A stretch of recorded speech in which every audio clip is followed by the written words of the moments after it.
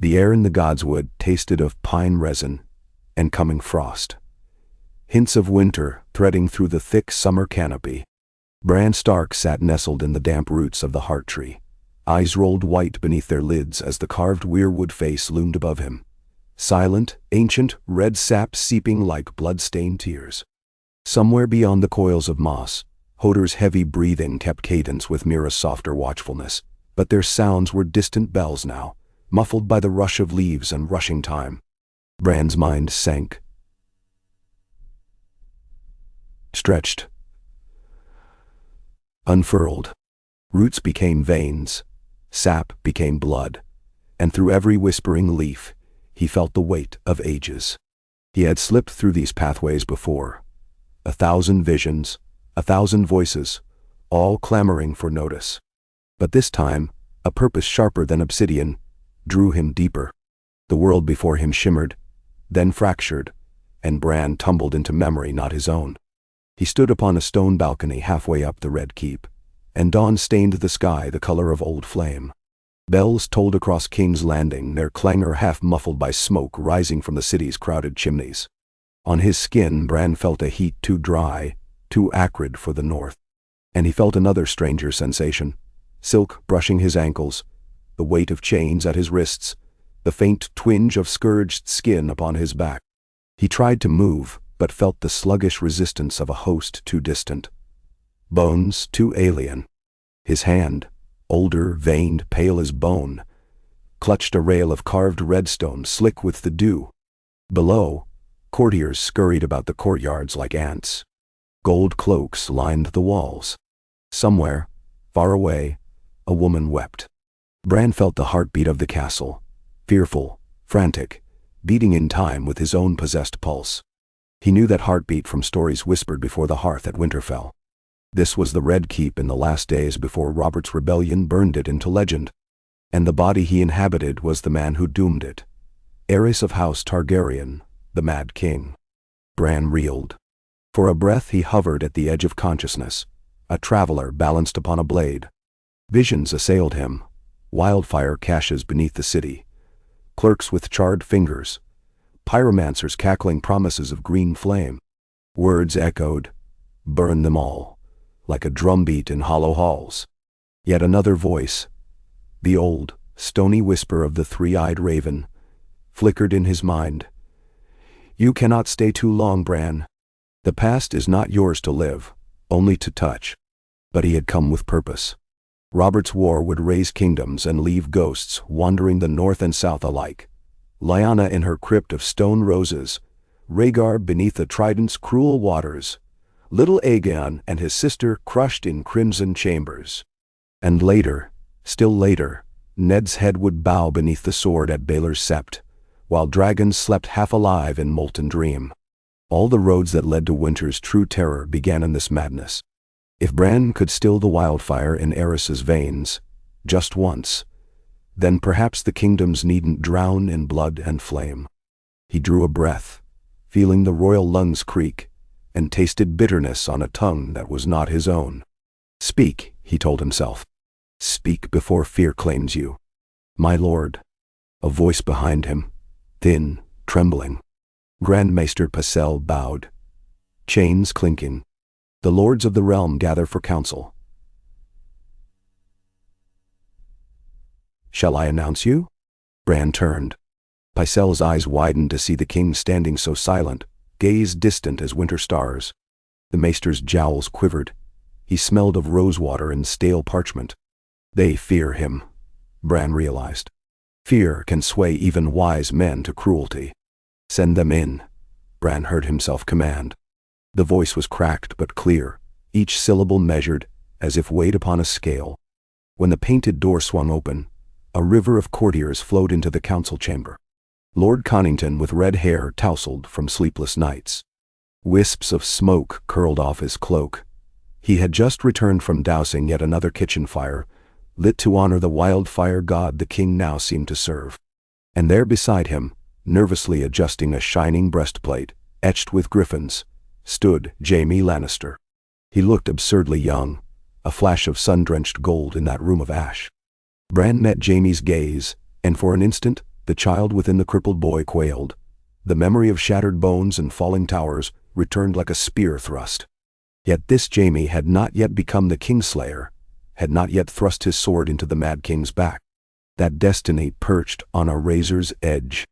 The king took his seat upon the small council dais.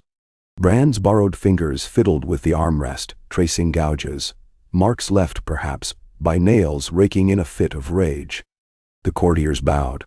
Silence stretched, punctuated only by the crackling of torches that smelled faintly of pitch. "We have grave news, Your Grace," Lord Conington began. "Baratheon banners gather at Storm's End. They speak of rescue, of a lady stolen, of honor stained, and of war," finished Tywin Lannister from across the table. His voice was gold, hammered thin, beautiful, and unyielding. Lord Tywin's green eyes glittered like coins thrown into deep water. Bran sensed the weight of his future atrocities. But if Tywin smelled weakness, he would pounce. The king's lips twitched. Bran felt the memory of madness there, itching beneath the skin like wildfire, longing for a spark. He fought it off and spoke in a tone that surprised the room with its composure. "Tell me, Lord Conington, if we answer honor with sword, does the realm stand stronger or weaker?" Conington blinked, as though the question were riddle. "Your Grace, they rally around Lord Robert's grievance. If we offer peace, then we offer them the necks of our allies," Pycelle wheezed. "Better to crush rebellion at its birth." Tywin inclined his head minutely, gauging how the wind blew. Jaime shuffled. The king's gaze swept the table. "Peace does not require capitulation," he said, voice steadier. Bran drew upon Ned's lessons, upon Robb's laughter, upon every memory of hearth and home. "Queen Rhaella will send envoys to Storm's End. Lord Robert's concerns shall be heard. The crown will offer safe passage under my seal." Pycelle started as though slapped. "Mercy, Your Grace." "Mercy," Bran replied, "is not a madness." Shock rippled like heat across the small chamber. Men exchanged glances. Tywin's expression barely shifted, but something, disquiet, perhaps at stealth about his eyes. Jaime exhaled. Bran pressed on. "Summon Lord Arryn to King's Landing. Summon Lord Stark. Summon the Martell Prince and Lord Tyrell. We will settle this matter as lords, in the sight of gods and the people." "Ben?" Conington cleared his throat, confusion battling relief. "And the wildfire?" he asked carefully. "The caches. Instruments of last resort," Bran said. "Locked away." The words felt like iron in his mouth. He prayed they would hold. He dismissed the council. As they filed out, Tywin lingered, golden brows drawn. "Your Grace appears improved," he said. Bran sensed the knife edge beneath the courtesy. "May it continue?" "See that it does, Lord Tywin," Bran answered. "For all our sakes." Tywin bowed and departed, cloak billowing like a lion's tail. When the door shut, Bran collapsed within the borrowed body, shaking. He felt the wildfire in Arya's skull churning, whispers like rats beneath floorboards. "Burn them," it hissed. All the traitors, all the false knights, all the whispering women. Bran clenched teeth that were not his own. If he remained too long, the madness would swallow him. Yet leaving now risked undoing what little he had wrought. Envoys could be waylaid, words twisted, plots hatched. The realm was a nest of vipers. One false step could wake the dragon inside the king anew. Bran needed allies. He reached into the weirwood net again, seeking a thread that could bear his weight. A white raven soared across his vision. Sky, tower, parchment, quill. But he plunged deeper.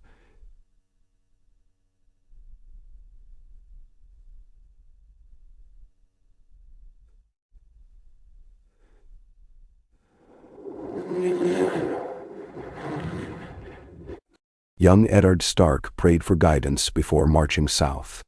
Bran touched that memory, barely a feather's brush, and Ned's eyes widened as if he heard some distant child call his name. "Father," Bran whispered through time's curtains. "Trust, but be wary." The king may yet be saved. Ned's lips parted. His breath fogged the air. He could not know whose voice it was, but hope moved across his face like sunrise on snow.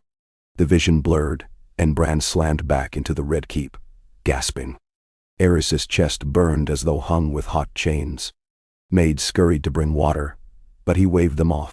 That night, Bran read letters by candlelight. Rhaella, hollow-eyed yet resolute, helped craft every word. They wrote to Storm's End, to Winterfell, to the Eyrie, to Highgarden. Each missive bore a plea for counsel, a promise of honor, and a royal guarantee of safety. Jaime offered to ride as courier, but Tywin refused, sending instead a dozen lions clad in crimson. Bran allowed it, better lions than wildfire. When Rhaegar returned 2 days later, silver hair tangled by weary miles, he found his father seated upon the Iron Throne, not crooning to pyromancers, but listening to petitions from cobblers and fishmongers. Rhaegar's violet eyes shone wide as moons. He knelt, but Bran bade him rise. There is more music in peace, son, than in war. The king said, "Let us find harmony again." And so ravens took flight across the realm. Lords raised eyebrows, but they came, curiosity trumping caution. In the great hall of the Red Keep, beneath tapestries depicting Aegon's conquest, a council convened unlike any before it. Robert Baratheon arrived first, black-haired and brash, his rage chained only by his foster father Jon Arryn's cool counsel. Lyanna Stark, disguised among her brother's retinue, slipped through side corridors, like a shadow of half-remembered spring. Oberyn Martell leaned against a pillar, eyes like smoldering coals, while his brother Prince Doran watched from a wheeled chair, sickness twisting his features yet not his mind. Bran, still wearing Aerys's skin, welcomed them. Tywin Lannister stood at his right hand, gold armor polished to a sun's glare, but even he seemed uncertain of the king's newfound clarity. Pycelle muttered prayers. Connington paced. When the lords had gathered, Bran rose.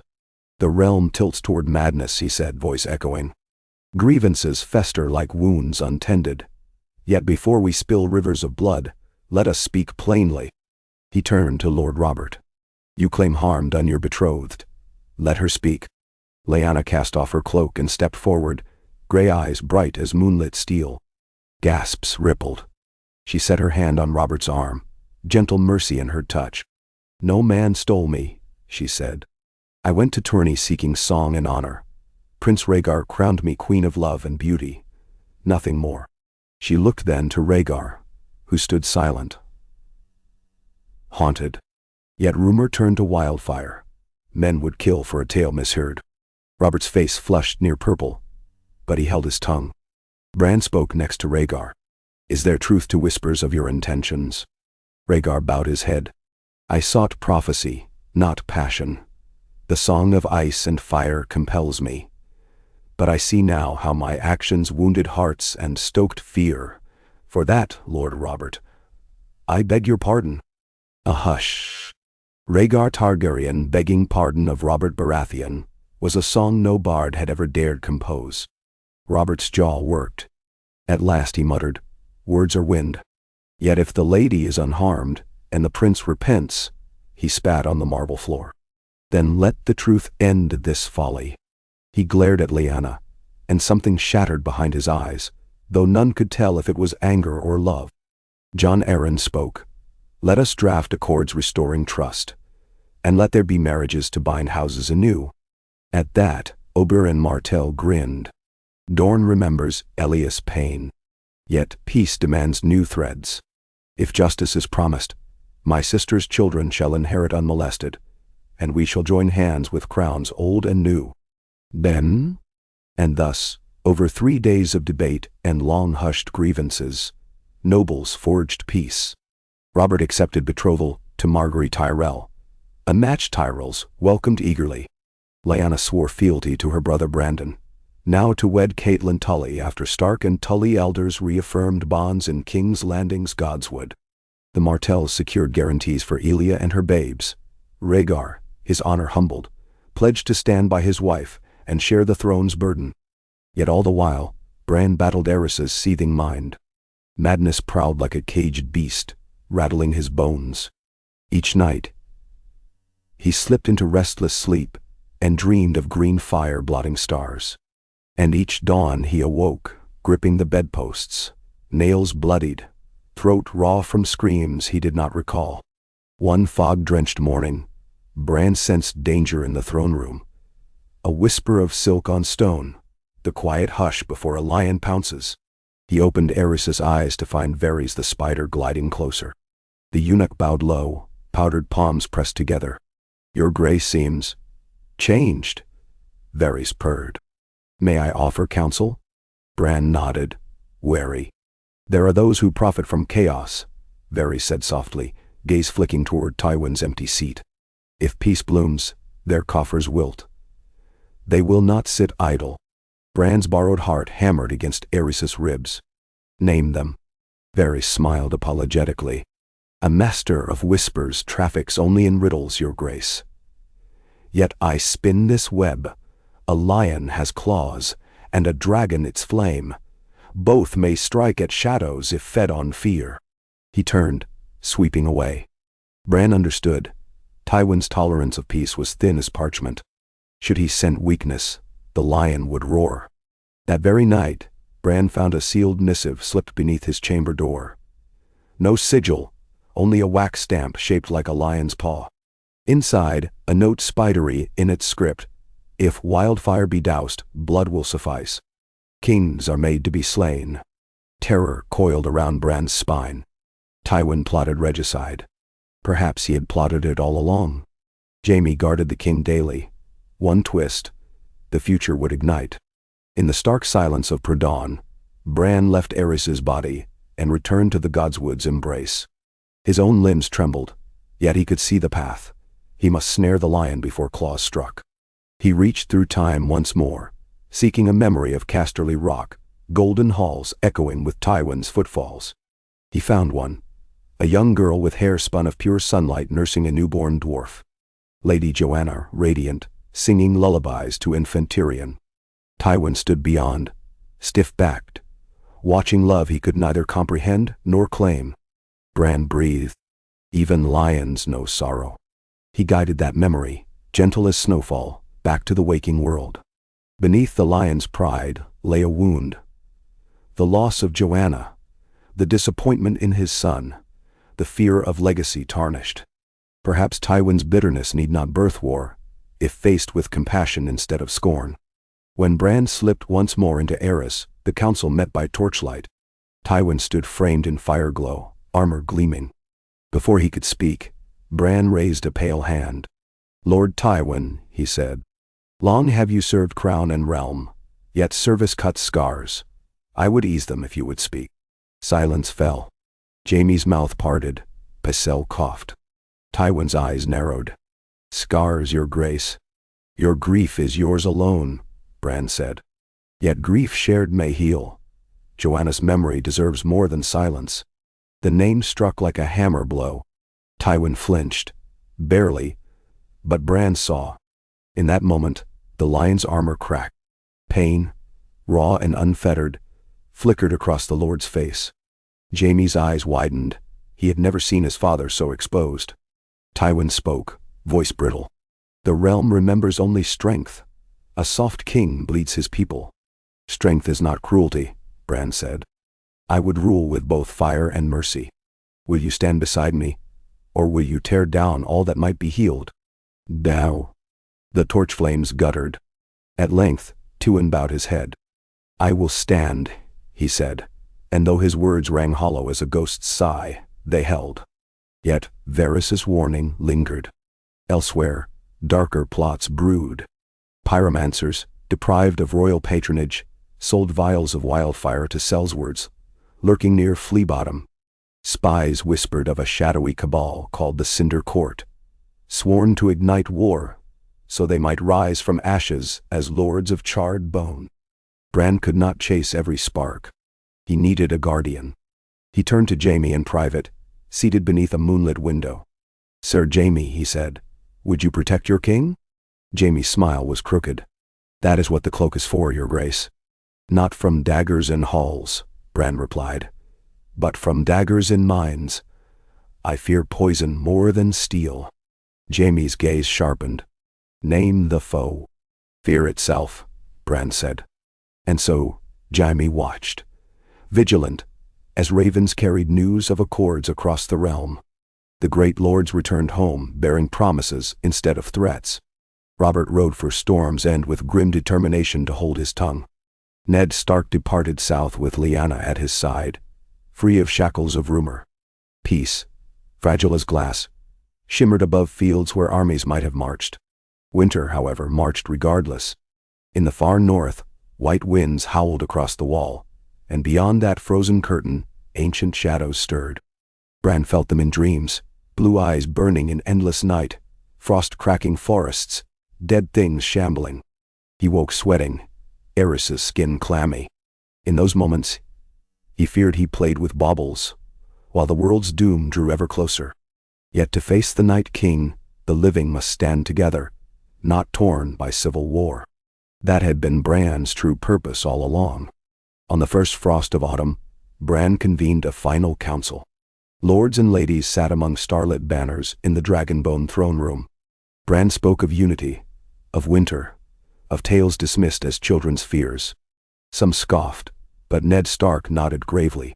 And when Rhaegar stepped forward, his voice a song forged of prophecy, even skeptics leaned closer. We are born of Valyria and of the first men, Rhaegar said. Fire and ice share one soul. The enemy ahead cares naught for crowns. Let us stand as one realm, under one banner.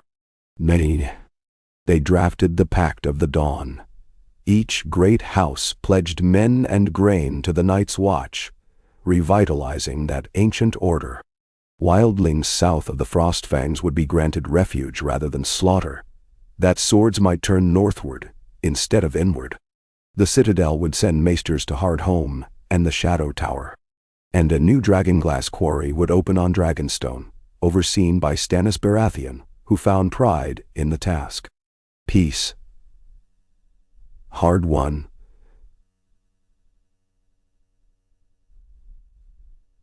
Settled upon the realm like first snow, cold, pure, promising new growth come spring. Yet within Bran, the wildfire of madness clawed ever louder. The king's mind splintered by every passing hour. Soon Bran might lose all hold. He must leave before Aerys turned again to flame. He arranged a private farewell with Rhaellatat. She found him in a garden of withered roses, and though Bran spoke with the king's voice, tears wet his eyes as a boy's might. Take care of Rhaegar, he begged. And remember, mercy can be strength. Rhaella touched his cheek. My husband is returned to me a stranger, she whispered, yet a kinder one. Whatever God blessed us, I give thanks. Bran pressed Aerys's trembling lips to her forehead. Then he fled, stumbling back to the godswood, to the heart tree roots, to his own broken body cradled by moss. He gasped awake. Mira's hand steadied him, Hodor's booming concern humming through the leaves. The war? Mira asked. Ended, Bran rasped. For now. Yet he felt the truth in his marrow. History had bent, but time would demand new shapes. Some lives saved, others unwritten. And in the swirling dark beyond the wall, the Night King felt the shifting weave of fate and cast his frozen gaze southward. But for one fleeting season, the realms of men tasted peace, born not of swords, but of a boy's desperate hope and the mercy of a king who had been mad. Far north beneath clouds heavy with snow, ravens cried, black wings beating against an oncoming storm that would test every vow the realm had made. Bran had given them a chance. All that remained was whether men of warmth and breath could wield that fragile chance before winter claimed the land entire. The heart tree's face seemed to smile. Dad, knowing, its tears of sap, glistening crimson in the pale morning light. Oh, ka, inja. Snowfall began early that year, drifting over the battlements of Winterfell like whispered promises from another age. Ned Stark reined in his horse at the edge of the godswood, the wind combing frost through his beard, and listen to the hush that settles only when peace and winter meet. Behind him, Lyanna dismounted with unhurried grace, still garbed in gray riding leathers, wolf's head clasped at her throat, but the haunted tension that had once glimmered in her eyes was softening. She breathed the northern air as if it were a balm, gloved fingers brushing the familiar bark of sentinel trees, and Ned felt the old ache of responsibility loosen in his chest. The war that had nearly devoured them all lay silent in the south like a sword returned to scabbard, and yet he knew tranquility could vanish as swiftly as morning mist. Inside the great hall, the hearth fires roared, snapping sparks high into the rafters. Benjen and Brandon laughed over mulled wine. Maester Lewin unrolled the newest raven scroll bearing the king's violet seal. Sybil Glover hummed while directing servants toward long trestle tables freshly laden with venison stew. Robb toddled somewhere among the rushes, Mira Forrester chasing after him, dwarfed by a wooden practice sword nearly her size.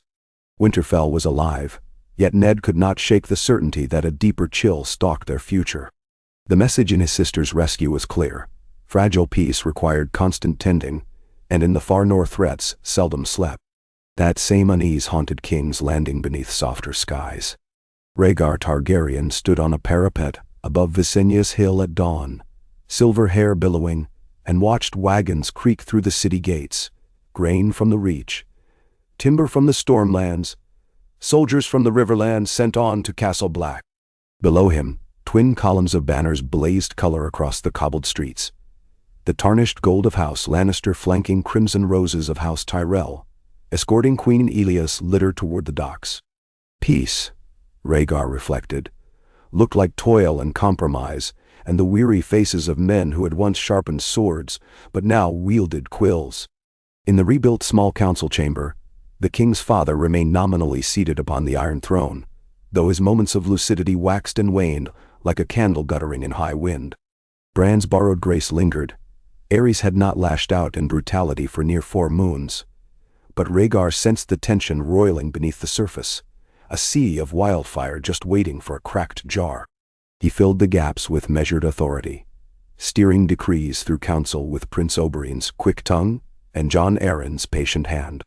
Even Lord Tywin's silent acquiescence had become commonplace, although when morning sun struck the Lion Lord's armor just so, Rhaegar fancied he saw hunger for power glinting back. Sir Jaime Lannister paced the outer corridors on restless patrol, white cloak sweeping marble floors. He had killed no king, yet he had tasted the moment of decision often enough in dreams to wake sweat-slicked and trembling. His vow to shield the realm from daggers in the dark bound him to constant vigilance, and on nights when the Red Keep fell still, he found himself lingering outside the king's door, listening for whispers of madness. Each time he heard rustling only of parchment or the gentle murmur of Queen Rhaella's lullaby, relief and dread mingled in equal measure.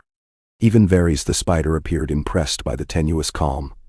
His web of whispers now focused not on treasons, but on merchants exploiting price gaps between Lannisport and Old Town, or on corsairs harassing trade from Korth. Yet in candlelit chambers beneath the throne room, the eunuch fed scroll after scroll to the brazier, neat script burning to ash, secrets too volatile even for his hoard. He alone knew how many caches of wildfire remained scattered in cryptic vaults beneath the city, overlooked in reconciliation. He alone guessed how many pyromancers still listened for phantom orders to burn them all. Meanwhile on Dragonstone, black waves hammered volcanic cliffs and hissed upon jagged rocks speckled with obsidian shards. Stannis Baratheon strode the newly carved tunnels, inspecting piles of dragon-glass daggers, arrowheads, and spear points. His lantern cast hardened shadows across mine walls that glimmered with dormant flame. Progress pleased him, though his expression revealed nothing but stern resolve. Each night he tallied crates to be shipped north, noting which galleys sailed under storms and flags, and which under direwolves and sunbursts. Duty, even in peacetime, sat upon his shoulders like iron, and nightmares of ice-blue eyes drove him harder than Robert's laughter ever had. Robert himself found no laughter left to spare lately. In Highgarden's orchards he walked beside Marguerite Tyrell, among blossoms heavy with honeyed scent, yet his thoughts drifted to Lyanna's bright ferocity and the echo of songs beneath the moonlit tourney fields of Harrenhal. Guilt gnawed where firebrand passion once lived. Still, he drank deeper of arbor red each passing day, entertaining lords at feasts that stretched until dawn. Marguerite smiled patiently, sliding her hand over his when he slurred toasts to futures he hardly believed. The Tyrells whispered of heirs and harvests, but Robert felt every golden petal around him as chains forged of roses. Back in the north, Bran Stark's true body shook with fever inside a sheltering cave beside a murmuring spring beyond the wall. Mira pressed a damp cloth to his brow, chawed willow bark between her teeth, and prayed to old gods and knew that the boy she dragged on sleds through snowstorms would not succumb. Hodor hovered with anxious moans, and the White's memory that once loomed large in each night. Terror had given way to something vaster, a tidal wave of cold intent sweeping south. Bran's mind was a doorway flung open. Visions poured like wind through cracked stone. He saw wildling clans fleeing through frostbit ravines, where pale spiders wove silk the width of men. He saw giants entombed in ice, roaring their last as night's king rose stars overhead. Worst, he saw a heart tree at the center of a killed grove, its face carved into an expression of anguished warning, limbs blackened with rime as if winter itself had clawed at the old gods. The three-eyed raven spoke in fragments now, his voice drifting up from roots tangled with time. Your work is not done, Brandon Stark. Threads snap, yet the tapestry must hold. Eris burns from within. Guard him no longer, you must guide the living toward ice, not flame. So Bran warged again, not into king or beast, but into weirwood whispers that reached across mountains. He touched Ned's dreams late one night, shadows of a crypt door yawning open of its own accord, and left a seed of urgency. Riders must go beyond the wall at first thaw. Dragonglass alone would not suffice. He brushed against Rhaegar's half-waking thoughts, and nudged the prince's scholarly mind toward Valyrian texts prophesying Dawnforge, the melding of dragonglass and steel and dragonfire. He even risked crossing Pycelle's slow, cluttered memory, guiding the old maester to recall an obscure treatise on cold iron sigils etched upon armor to resist frostbite spells. Danger shadowed every step. While Bran's spirit roamed, the Cinder Court gathered in torchlit catacombs that once stored wildfire yet now housed secret altars of ash. 9 pyromancers in hooded robes knelt before a cracked dragon skull, still stained green from long-ago tests. They crowned their leader with a circlet of molten copper and flame.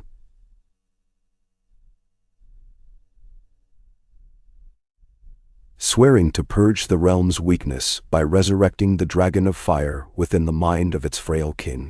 Their spies moved among beggars and puppeteers, and one such agent, a skinny crow-cackler with soot-blackened hands, slipped into the Red Keep disguised as a servant assigned to Queen Rhaella's stillroom. He struck as dusk flared crimson across Blackwater Bay. A vial, no larger than a child's thumb yet filled with aqueous streaks of emerald, rolled beneath the queen's door and burst in silent conflagration. Thick, oily fumes blossomed green, hungry for oxygen. Rhaella cried out as curtains ignited. Chambermaids shrieked, but Jaime, patrolling that hall, saw smoke curling under the threshold and leapt through flames before they took hold. He wrapped the coughing queen in his cloak, smashed windows with the pommel of his sword, and carried her onto a balcony while guards doused the chamber. The servant vanished amid chaos, leaving behind only scorched floorboards and the reek of wildfire that clung to hair and lungs long after the fires died. Queen Rhaella survived with singed eyebrows and a ragged cough, but the message seared itself onto every council parchment. The realm might cling to peace, yet men who worshipped flame would sooner witness ruin. Rhaegar ordered a purge of pyromancers. Tywin dispatched a host of red-cloaked interrogators who combed King's Landing with brutal efficiency. Vials of wildfire were retrieved from cryptic niches. Guild halls shuttered, dozens vanquished beneath dungeons. Yet the skull altar remained undiscovered, and the ember of vengeance hissed in the darkness, fed by the blood of martyrs. When ravens reached Winterfell describing the attempt on the queen, Ned felt foreboding coil anew. He summoned the castle smiths and commanded the forging of spearheads shaped like wolf fangs, each tip laced with films of obsidian shipped north. Lyanna spent long evenings drilling with the Winterfell guard, her blade a blur of gray steel in torch glow. She laughed when Brandon teased her about husband hunting among bannermen, but the sound had an edge. She trained not for sport but for the enemy creeping down from shadows beyond man's ken. Deep in the crypts, Lyanna lit candles upon the alcove reserved for her mother, Lady Lyara, and placed a second candle upon the stone shaped for herself, meant to lie vacant decades yet. Flame flickered across the carved wolf's eyes and cast dancing lights along the tunnels. She pressed a hand to cold granite. "I will not join you soon," she whispered. "I have battles yet." On the eastern coast, Eastwatch by the sea shuddered beneath an unnatural gale. Rangers returned, reporting frozen corpses of seals piled like offerings along the shore, their eyes plucked out by snow-feathered crows. Maester Harmune melted icicles from a battered horn he found wedged into a drift, black glass, etched with symbols of snowflakes and screaming faces. Every blast he sounded came back hollow, as if the wind itself swallowed the call. King Aerys' faculties faltered days after the attempt on Rhaella. He raved at Jaime about traitors in lion's skin, accused Tywin of conspiring with Stannis to smuggle obsidian to Storm's End for some dread sorcery. Bran sensed the old madness crawling up the king's spine again, sparks seeking tinder. That night Bran returned to the weirwood, pressed his consciousness once more into the raging inferno inside the Iron Throne chamber, and tried to soothe embers with cool currents of memory. He flooded Aerys' mind with images of a winter night in King's Landing long ago, when the king had walked cloaked and unknown among children sliding upon frozen fountains in the square. Their laughter had delighted him, reminding a weary monarch that realms were more than crowns. For a slender moment, those children's giggles hushed the whisper of burning. But the reprieve could not last. Each visit cost Bran shards of his strength. He awoke back in the cave, pale and bleeding from the nose, Mira's frantic voice echoing against stone. The raven within the roots admonished, "You stitch a torn cloth with spider silk, yet the wind howls stronger each day. Save yourself to guide the final war, or perish patching seams that can never hold." So Bran left Aerys to his maesters, and focus shifted to forging alliances stronger than one fragile king. Rhaegar called banners anew, not to ride to civil war, but to send trained detachments north. Mace Tyrell's quarter of a legion, Paxter Redwine's fleet bearing grain for the night's watch, Hoster Tully's seasoned archers, even contingents from Sunspear commanded by Oberyn with spear in hand. Never before had such diversity of sigils ridden beyond the neck, and small folk along the King's Road emerged to gape, as if a storybook procession moved past their hedges. Elia Martell insisted on traveling with Rhaegar despite his protests. A queen of the realm must see her people, she said, steady gaze daring him to deny her agency. She had lived too long behind palace walls, while others bled for songs. Her children rode in miniature saddles before Dornish guards. Aegon wore a tiny wolf pelt, gifted by Lyanna, and baby Rhaenys squealed whenever a snowflake kissed her nose. The entourage sheltered at Flint's Finger when storms closed passes, and Daisy Mormont broke open barrels of bear-strong ale to warm Dornish bones unaccustomed to true northern chill. At night fires, Rhaegar strummed his silver-stringed harp, and his melancholy chords braided with the deeper voices of Mormont women singing of frost-made Valkyries. Peace did not dull art. It honed it with yearning. Yet across the narrow sea, the whispers of change reached merchants' courts of Braavos and the free cities. Spicemongers complained that war's end had sunk prices of salt pork and armor. The Iron Bank, having hedged loans on either side of rebellion, recalculated but approved credit to Westeros for winter preparations, a practical vote of confidence. Not all abroad celebrated. Shadowbinders in Ashai read omen smoke swirling around a frozen crown and muttered that balance had slipped. Fire was being quenched before its appointed hour. In the depths of Blackwater Bay, divers dragging for lost anchors discovered a rusted chain fused with globes of glassy green.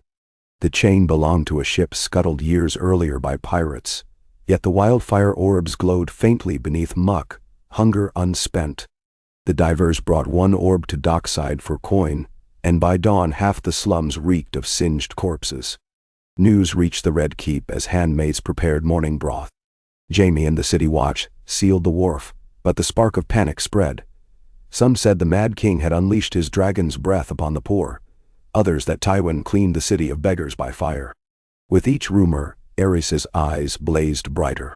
He locked himself in the throne room, demanded daily reports of how many orbs were found, how many traitors burned. Rhaella wept at the door. Bran, hearing her distant sob through weirwood networks, knew the time approached when mercy alone could no longer chain the dragon. The world might need a slayer after all. He reached Jaime's dreaming mind, guiding an image of a golden lion cradling a crying babe as wildfire licked its paws. Jaime awoke, gasping, understanding at last that his white cloak might demand red deeds to save thousands.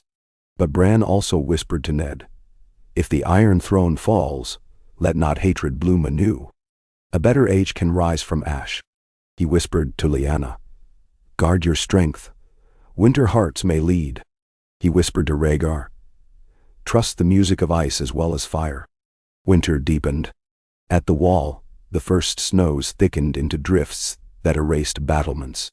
Cotter Pike at Eastwatch wrote of silent storms that came without clouds, of rangers bringing back bones gnawed clean, of a chill so fierce torches froze mid-flame. Lord Commander Corgyle ordered signal fires every third night, but saw no relief. Then, on the Long Barrow Road, 5 leagues south of Castle Black, a supply wagon from Deepwood Motte was found overturned, horses stiff and black with frost, men seated upright, eyes wide and white. Their blades were unsheathed but unbloodied, and around them the snow traced curious spirals as if a child had drawn patterns with a stick. When this tale reached Winterfell, Ned rode to the wall with Benjen and Jory Castle. Lyanna attempted to follow, but the lords of the north pleaded she remain to oversee holdfasts swelling with southern soldiers, unused to deep cold. She gripped her brother's arm beside the great gates. "Swear to me, if the darkness is true, you will send for every sword, even those you distrust." Ned nodded, kissed her brow, and spurred his horse. In King's Landing, Tywin received word alike. A parchment in Varys neat script, accompanied by a black feathered arrow, taken from the dead man's hand. He studied it beside a brazier. No lion advanced without fear, he thought, but wise lions learned to use it. He ordered House Lannister's mines to triple quarry dragonglass shipments. Casterly Rock's forges shaped the blades and arrowheads free of charge, surprising even the most jaded bannerman. When Pycelle remarked on the expense, Tywin answered, "What good is gold in a grave chilled for eternity?" As Northerners fortified, the Cinder Court made their final play. 200 robed fanatics crept through King's Landing's sewer tunnels one starless night, each carrying a single tear-shaped vial and a prayer to the Lord of Flame. Their aim was simple: breach the vault beneath the Red Keep where Tywin had gathered recovered wildfire, and ignite a blaze that would swallow Aerys, Tywin, and every lord of the realm convening for winter preparations council. Atop the tower the king slept fitfully, frenzied dreams of green fire dancing behind his eyes. Bran, half delirious with fever, slipped into the city's lurking rats, guiding them through tunnels until tiny noses scented alchemical resin. He screeched warnings into the minds of sleeping cats, rousing them in yowling choruses that echoed across Flagstone Row. Ser Jaime, on late patrol again, heard the din and followed. He caught the first robed man emerging near the dry well with a satchel of vials, cut him down, snatched the satchel, and felt heat rising from skin-warm glass. Below, footsteps rushed upward like drum beats. Jaime turned to find Lord Tywin approaching in cloak and helm, no escort, drawn by commotion. Father and son locked eyes. Jaime's gloved hand tightened on the satchel's drawstring. "Wildfire," he said, voice raw. Tywin's gaze shifted to the satchel, then to the stairway where more figures surged. Neither spoke, but the years of judgment and filial ache crumbled beneath naked necessity. Jaime tossed the satchel to Tywin. The Lion Lord caught it without flinch, pivoted, and hurled it back down the stairs. The impact sent coils of ghostly green flame jetting upward. Screams filled the shaft. Tywin drew Jaime back, slammed the iron gate, and sealed it with the bolt. Flames chased oxygen, but stone corridors starved the fire. Of 200 fanatics, fewer than 60 reached the surface. Gold cloaks corralled them, and Rhaegar himself strode into the courtyard with a phalanx of Martell spearmen and cut the path to the royal tower. The pyromancers shouted that the dragon must waken. At the front knelt their copper-crowned leader, face blistered by radiance he worshipped. When he lunged with a shattered vial aimed at the king, Jaime's white sword severed hand from wrist. The vial shattered harmlessly against armor. Droplets hissed into steam against star-forged steel. The king, startled awake by shouting, stumbled onto the balcony in firelight, and, seeing Jaime's blade wet with blood once spilled for him, laughed, high, thin, untouchable. In that moment, the wildfire in Eris's mind burst. He cried for more flames, begged the pyromancers to burn King's Landing for its ingratitude. Tywin stepped forward, green glow dancing in his eyes, and looked on the monarch he had served and despised. Every oath, every wound, every calculation aligned like planets. The Mad King pointed and shrieked, a conductor summoning apocalypse. Jaime stood between them. His heart pounded with Bran's warning of lion and child.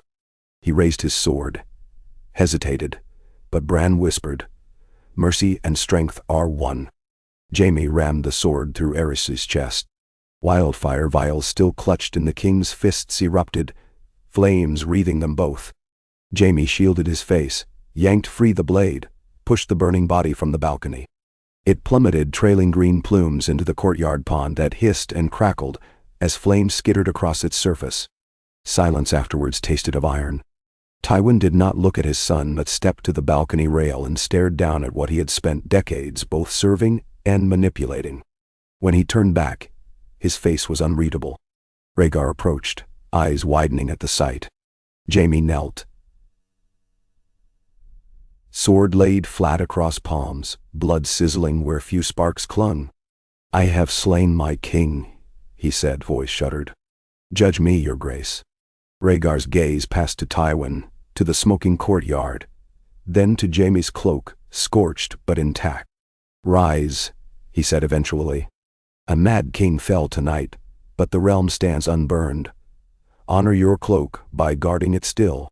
Outside the Red Keep, dawn lit Blackwater Bay with pale pinks. Charred smoke curled upward, but no wildfire storm had consumed the city. Common folk emerged cautiously to find banners still flying and houses whole. Word spread of the attempt, of the Kingslayer who saved them, and a curious reverence slowly replaced dread. News rode north on swift wings. When Ned Stark reached Castle Black's courtyard weeks later, he carried parchment bearing Rhaegar's royal seal and 4 words scrawled at the bottom. "The dragon is gone." Lord Commander Corgyle read and bowed his head. Together they walked the wall's wind-swept top, staring into swirling white. Night gathered there, vast and merciless, but now a continent stood behind Ned, unified by tragedy averted, and a new monarch crowned by necessity. Rhaegar's first decree had been to name an assembly at Winterfell the coming spring, inviting every great house to swear renewed vows before Hearttree and Sept both. Jaime Lannister had relinquished his white cloak long enough to stand witness and accept trial before the realm, but the council resolved to pardon him, carving on his record the epithet Kingsguard and Kinslayer both. An honest brand he accepted without protest. Tywin pledged fealty anew to the Dragonwolf crown, silence his penance for hidden sins. Jon Arryn remained Hand of the King. Queen Aelia cradled their children before the gathered lords, with Lyanna Stark at her side as newly named Wardness of the North in Ned's stead, should he fall at the wall. Dragonglass blades multiplied. Smiths at Moat, Kaelin learned the craft of binding Valyrian steel grooves with obsidian veins, forging dawn-forged swords that glimmered pale gold by day and violet by torchlight. The first of these, dubbed Frostsong, Ned bore the morning he and 50 rangers crossed the gate into Haunted Forest, the largest ranging since Aegon's conquest. At his side walked Benjen and Tormund Giantsbane, the wildling raider now emissary for free folk migrating south under pact of sanctuary. Behind them marched Dornish spears, Reach longbowmen, Lannister halberdiers, and 3 silent giants clad in patchwork mail, following a dwarf called 1-1 by friends. A white direwolf pup scampered alongside Robb's heels, for the boy had slipped from Winterfell to join, though not yet 10. Lyanna swore under breath, but allowed the pup at least. Bran watched through ravens swirling overhead, his broken body propped against Hodor's gentle shoulder far away. The chill remained in his bones, and visions sometimes blurred into waking sight, but purpose lent heat. Winter's storm advanced, yet for the first time in thousands of years, mankind faced it not as fractured shards, but as a single blade, tempered in mercy, honed by pain, and glinting with improbable hope. He whispered into every leaf that brushed Ned's cheek. "Remember the song?" Far off in the frozen heart of an unseen land, the Night King raised an arm. Ice crackled up jagged spires. He had expected realms divided, kings distracted by petty thrones. Instead he sensed legions forging bronze and obsidian against him. Blue flame flickered in his sunless eyes. Challenge accepted. He strode forward, ancient cloak snapping like dead wings. Between them stretched leagues of snow and silence, but no longer an age's worth of ignorance. Dawnforged steel met rising night, and the first true clash sounded not like clanging iron, but like a heartbeat echoing across the world's spine. One pulse, unified, defiant. Peace had bought them time. Mercy had cost them blood. Now courage would decide whether spring would ever come again. Oh, nah. Cold crept first as rumor. An ache in joints, a veil of glass on every pond, then as certainty hard and merciless as iron. By the 5th moon of the year's turn, the wall shone like a blue-white cliff of breathing diamonds, every gust frosting its crenellations anew.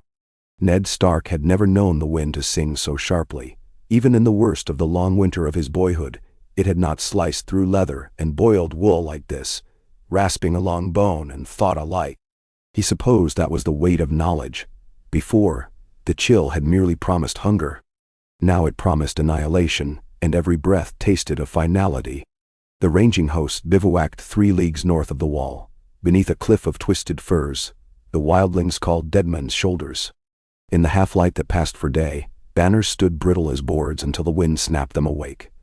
The direwolf, the sunburst, the burning heart, the lion, the rose, the red spear, sigils that might have bristled at one another in another life, but now ringed the camp like facets of a single jewel. Fires were banked low beneath iron screens to hide their glow from unfriendly eyes. When sparks escaped, they raced upward into gloom and died, smothered against a sky the color of slate. Maester Luwin, cheeks raw and split, kept the nurse fires inside the canvas infirmary tent alight for the wounded rangers brought in nightly, men whose skin had blackened where white nails had pierced, whose lips murmured of things walking inside the whirling snow with crowns of ice. The maester had read every scrap of lore Bran had pressed upon him through Ned's letters. He wetted dragonglass daggers with fire oil, wrapped arrowheads in thin leathers soaked in boiled resin and obsidian dust, and prayed the old gods would let such remedies matter. At dusk, Ned walked the perimeter with Benjen and Daisy Mormont. Every face they passed carried a different southern warmth turned grim beneath northern steel.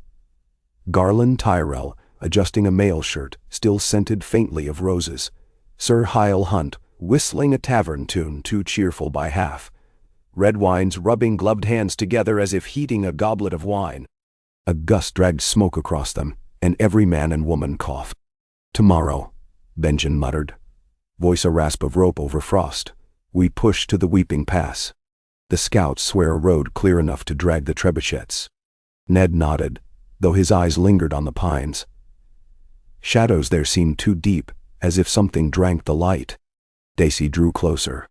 "My bears want blood, Eddard, but they fear it too. They say the snow speaks when the moon hides."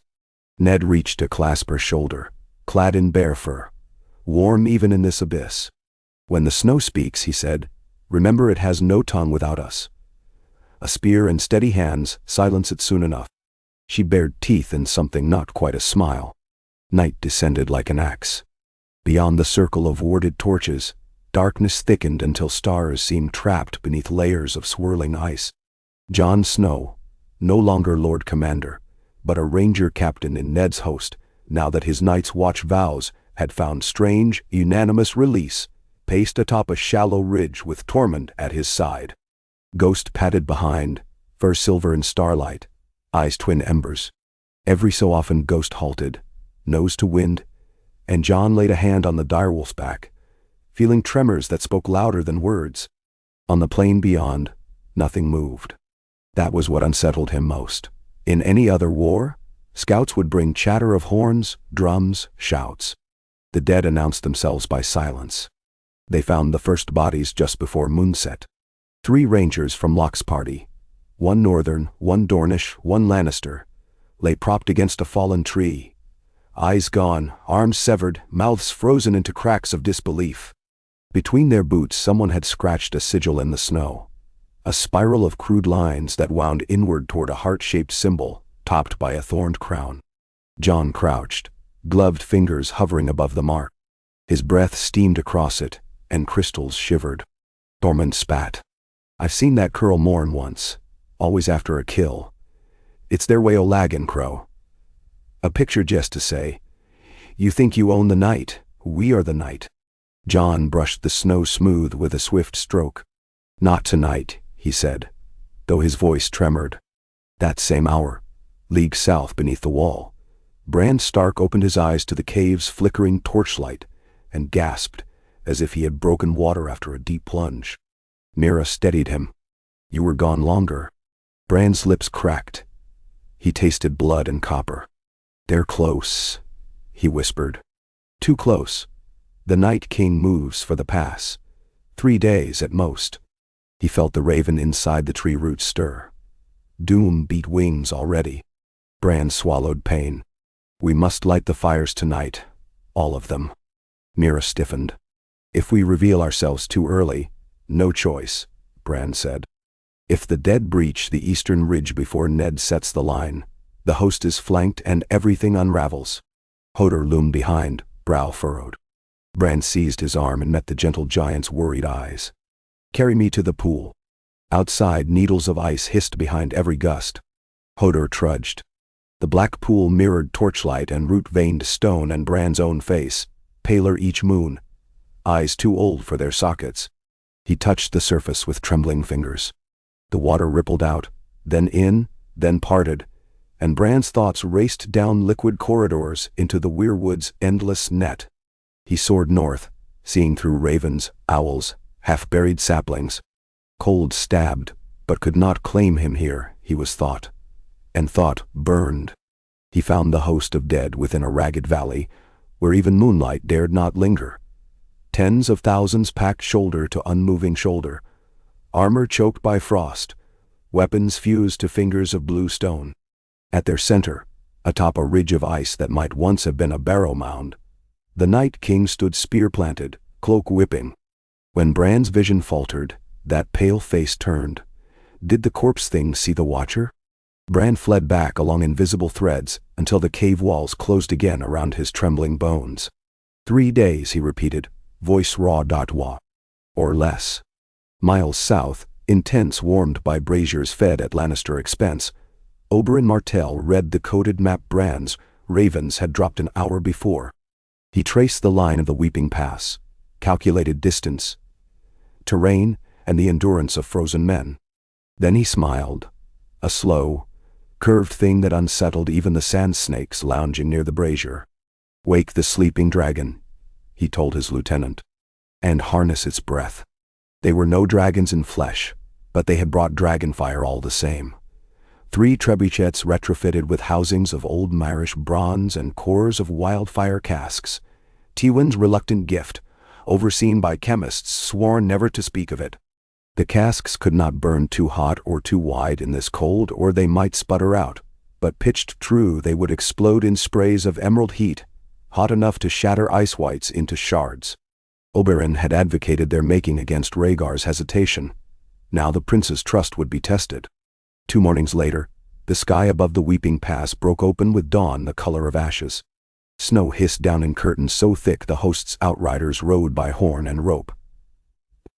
Ned stood beneath a pine heavy with icicles and studied the slopes through a glass. Nothing, then something. Lurching silhouettes cresting the ridgeline, filling gaps between boulders like spilled ink.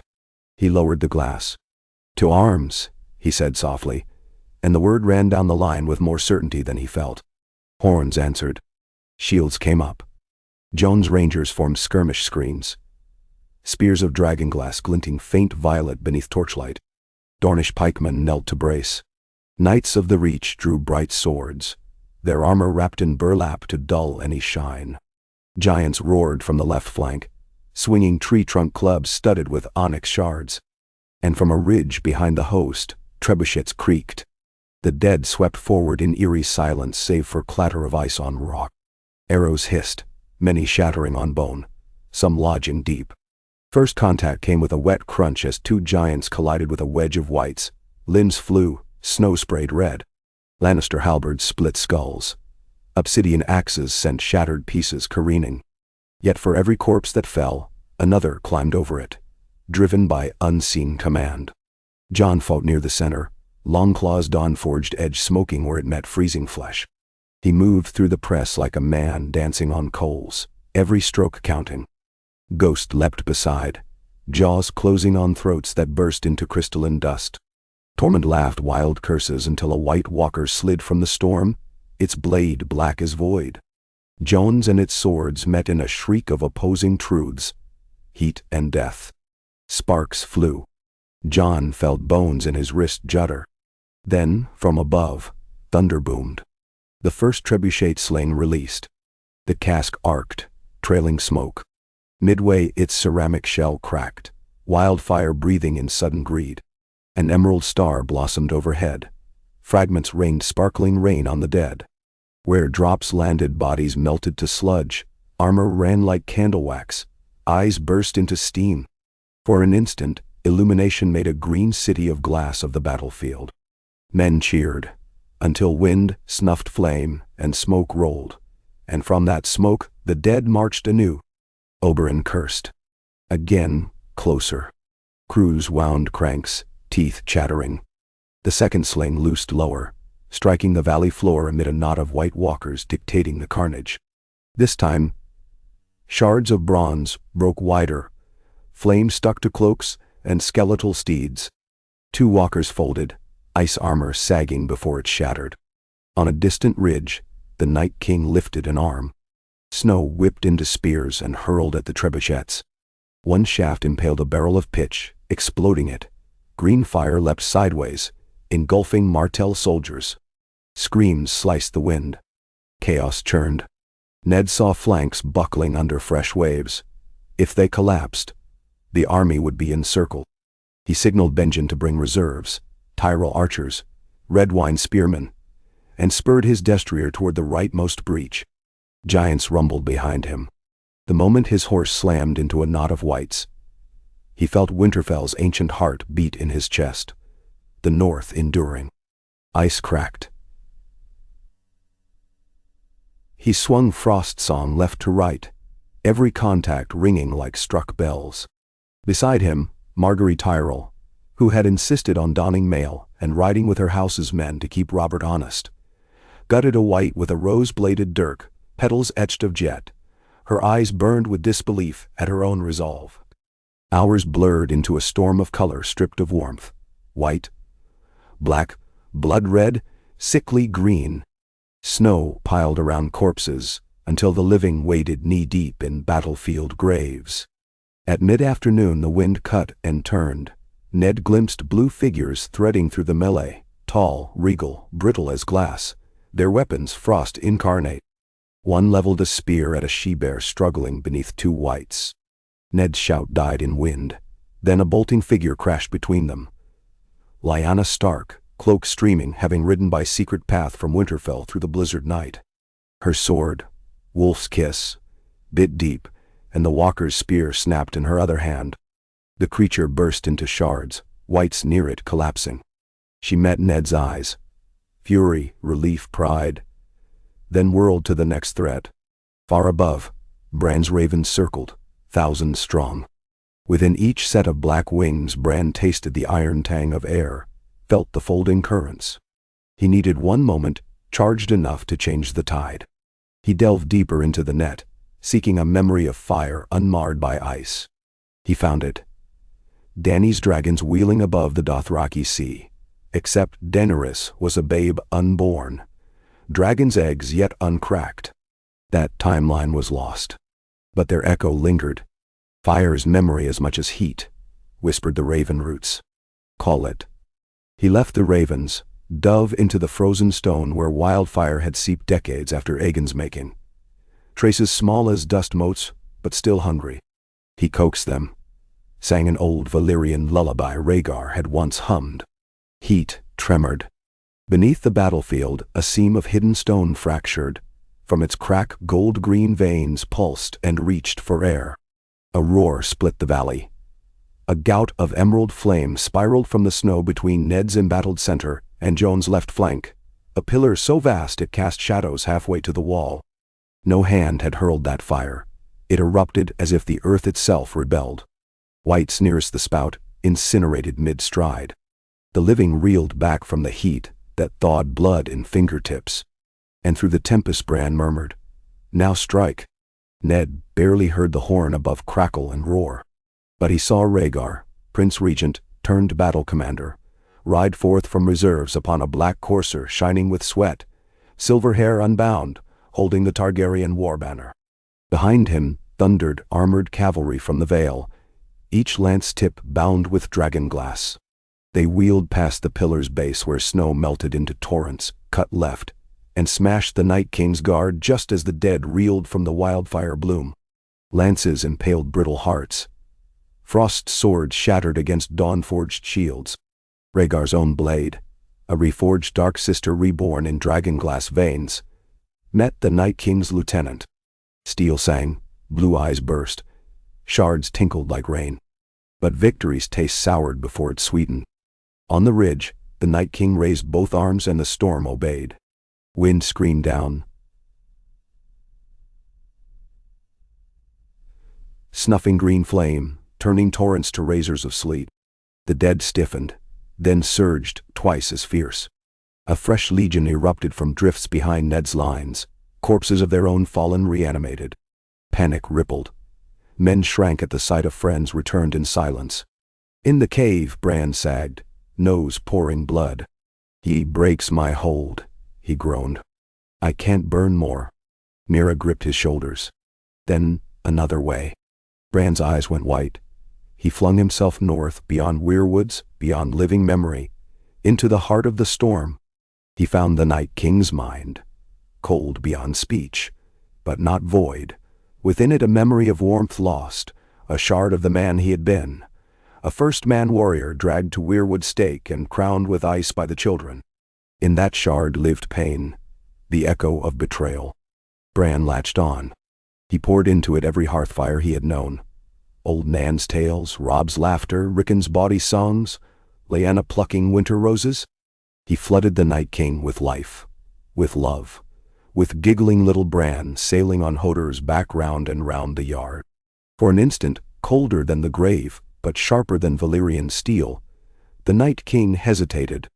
The storm faltered, his spear lowered by an inch. On the field, Jon felt the hush like a breath withheld. He saw the Night King pause and knew chance when it glimmered. He ran, snow fleeing from his boots as if fearful. White mists parted around him, clearing a path. Longclaw glowed faintly, veins of dragonglass within alive with inner fire. He did not think, only moved, sprinting across ground littered with twitching corpses. The Night King's frozen gaze found him just as the last of Bran's memory withdrew. The world shrank to two figures, one black-clad, one ice-forged. Around them battle slowed to eddies. Wind died. Ned, Rhaegar, Lyanna, Oberyn, giants, even the dead seemed trapped at perimeter of a circle drawn by fate. Jon closed. Sword raised. The Night King thrust spear. Steel met glacier. Sparks spattered in a halo. Again, again. Every blow numbed Jon's arms. Every parry bit shards from the blade. But life beat in his chest. Life borrowed from thousands who stood with him, and life kept the blade aloft. A scream ripped overhead. A giant snow raven pierced by ice javelins spiraled down to crash between combatants. Its lugged body burst. Inside, shards of black glass glittered. Dragon glass, seeded by Bran in every raven. Jon saw opportunity as clear as sunrise. He rolled beneath the Night King's backswing, seized a fist-sized shard from the spill, and with his last strength slammed it up beneath the icy sternum. The shard drove true. Blue eyes flared, then spider-webbed with cracks. Light, pale, azura, unearthly, leaked around Jon's gauntlet. A low hum swelled, then shattered into a thunderclap. The Night King's form bloomed with fissures of light and broke apart, shards flying like glacial rain. Silence returned thicker than any storm. One by one, whites toppled, strings cut. Snow settled on armor no longer animated. Frost swords crumbled. Wind exhaled. All that remained of the Night King lay at Jon's knees. A circle of fine ice dust and the shard of dragon glass, cracked but whole, pulsing faint warm. Jon fell beside it, chest heaving. His breath fogged, but the fog no longer whispered. Across the valley, every living soul stood frozen by disbelief, until the first sob broke. A farmer's son turned pikeman. Then a roar, scattering birds south for leagues. Giants thumped clubs. Dornish spears rattled shields. Ned reached Jon and lifted him, forehead pressed to his foster son's. Ned's tears burned lines down grime. Rhaegar knelt by the dust, hand extended as if to bless a grave. His mouth shaped a Valyrian prayer older than the wall. Lyanna stood over Jon, sword rested on shoulder, expression wild and proud and grieving for every life now saved, every life lost. When quiet returned, they counted cost. A quarter of the host lay dead, and from those, half could not be burned for lack of fuel. They piled them instead in pits lined with dragon glass shards to prevent foul resurrection, though none believed any sorcery remained to raise them. Maesters moved among the injured. Snow continued to fall. Softer now, as if ashamed of what it had hidden. That night, Ned held council in a battered pavilion. Jon, bandaged but upright, sat at his right. Rhaegar, cloak stiff with frost, at left. Tyrell, Martell, Lannister, Reed, Mormont, Tormund, the giant won. They formed a broken ring around a cracked map table. Bran spoke through a raven perched upon the tent pole, voice faint but clear. "The dark is done," he said. "But winter is not finished. We mend the realm or see it fall in lesser wars." Rhaegar inclined his head. "Then we mend it. Here, at world's edge, in witness of ice and fire both." He unbuckled Blackfire, the sword of kingship, and set it upon the table between Snow and Stark. "The realm needs one voice," he said. "I have heirs, but my line bears fire. The north bears ice. Let them forge new steel." Memoir. Ned opened mouth to protest. Jon's hand found his father's. Lyanna stepped forward. "No one crown can bind us now. We fought as many houses, yet one people. Let us share rule. A council of lords, chosen not for birth alone but for deeds." Tywin's silent bow was agreement enough. Oberyn laughed softly and nodded. Thus in Frozen Tent they drafted the Pact of the Dawn Reborn.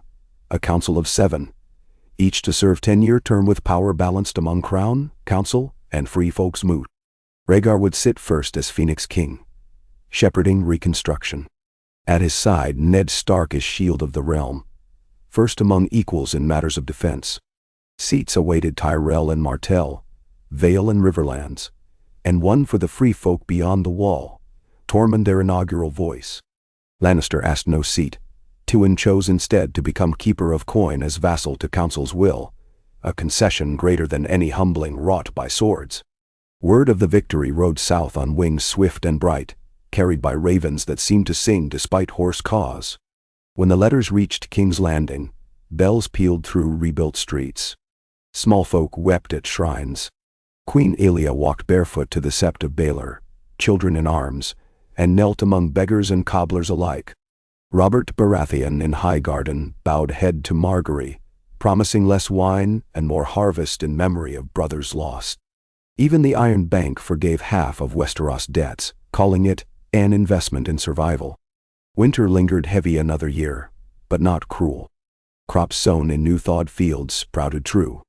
Giants helped raise halls ruined by storms. Dornish engineers showed Northmen how to channel hot springs to warm greenhouses. Citadel scholars shared secrets long hoarded. And on a spring morning when dawnlight glanced peach across dwindling snows, Bran Stark wheeled his chair to the parapet of Winterfell's new East Tower, built of fused black stone and white marble by mason guilds of every realm, and gazed at a land still scarred yet undeniably alive. He thought of all who had fallen. Hodor, buried beneath heart-tree roots so his gentle strength would feed the old gods. Jory and Tollet and Brienne, 100 whose names might be sung less loudly but burned no less bright. He thought of Jaime Lannister, now wandering the riverlands with a company of stone masons, building orphan houses along war-scarred roads as penance. He thought of Cersei, who had fled to Volantis, but found even the free cities uninterested in a queen without court, and of Varys, gone as suddenly as he had come, whispers suggesting he followed her. Mira laid a blanket over Bran's legs. "You never told me what you showed him," she said. "The Night King." Bran's eyes reflected newborn sun.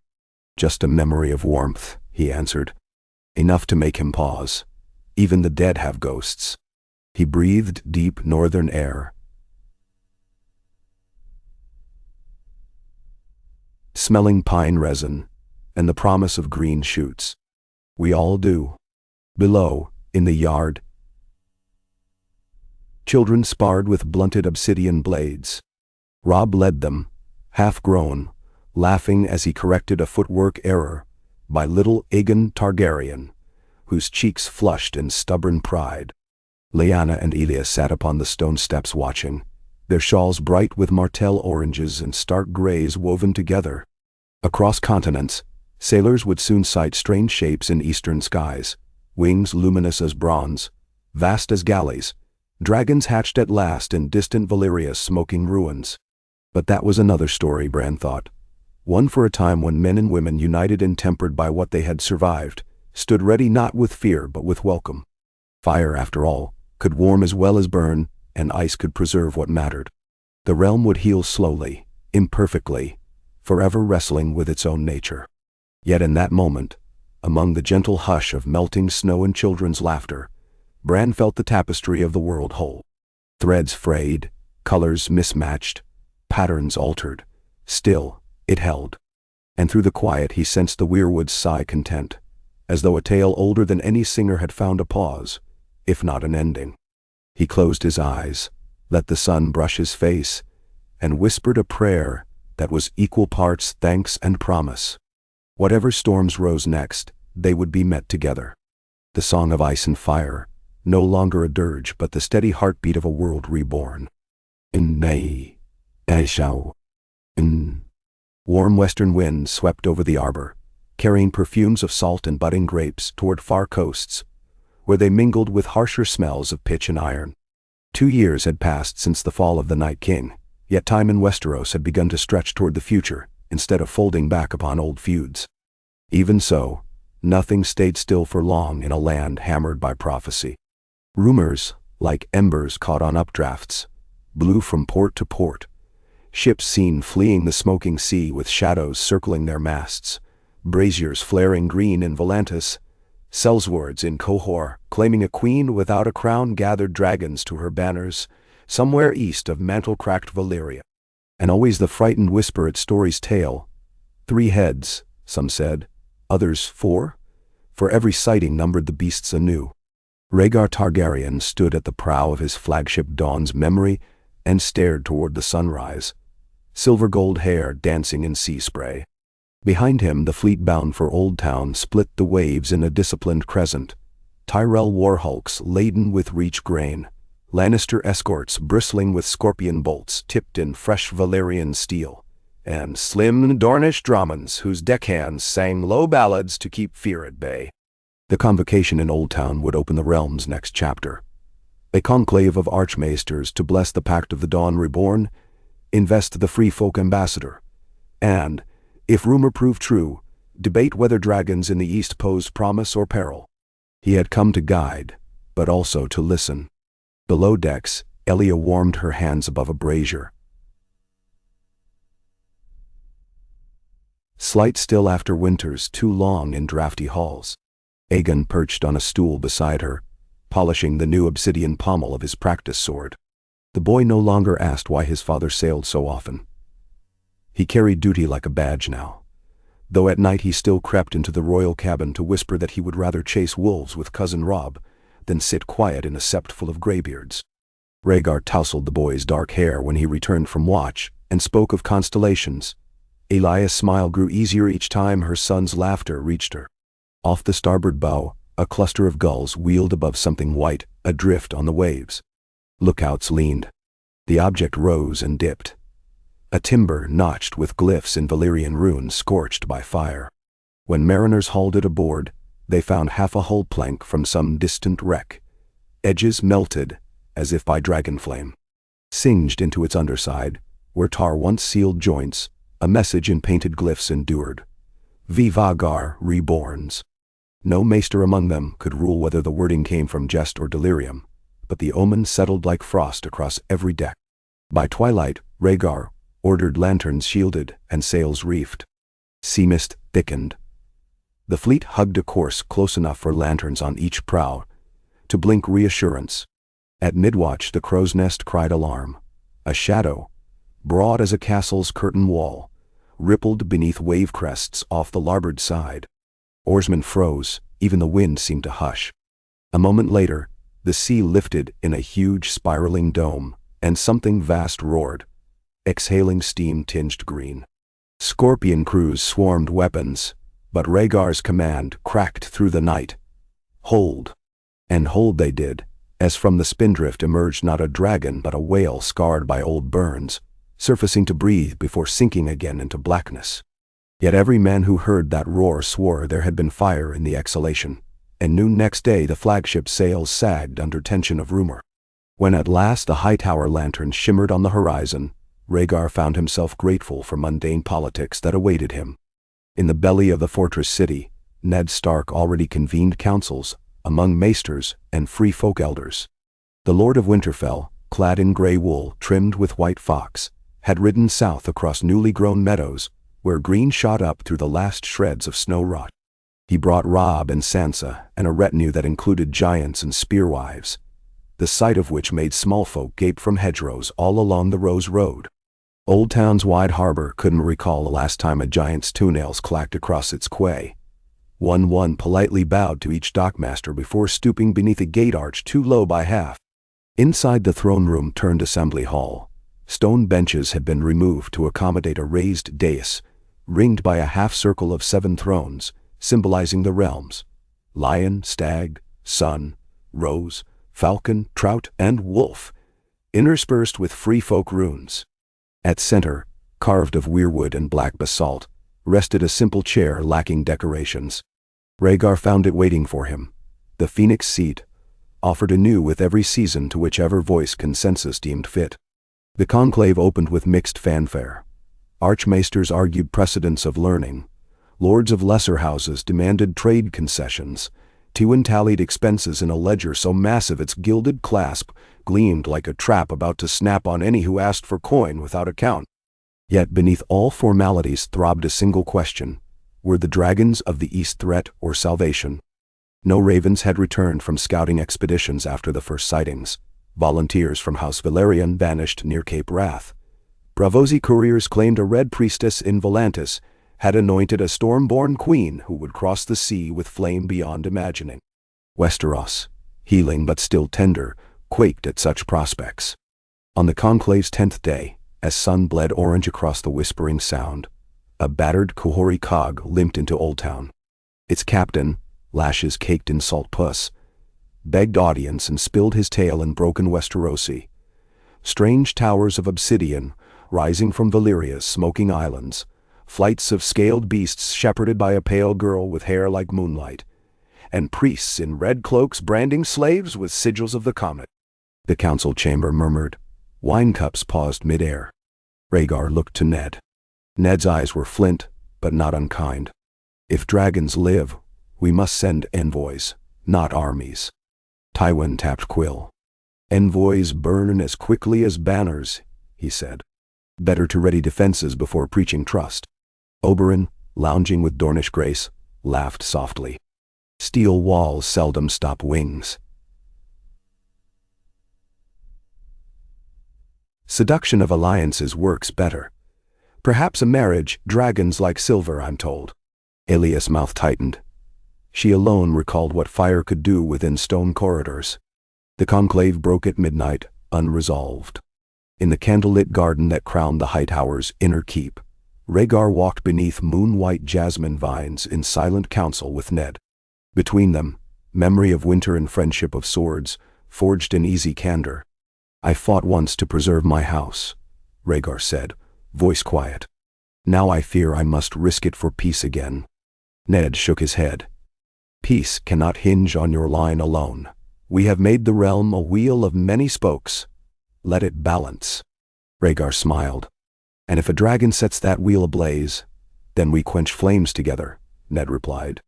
3 nights later, the question arrived on wings of red and gold. A single dragon, lean, sleek, bronze-scaled, circled Old Town's lighthouse thrice, its rider cloaked and slight. Citizens below screamed, fled, but no fire fell. The beast descended upon the plaza of Maiden's Square with such grace that its talons broke only 2 stones. Outriders surrounded it. Archers trembled. Oilcasters readied. Yet from the saddle slid a girl of maybe 17, barefoot, palm raised.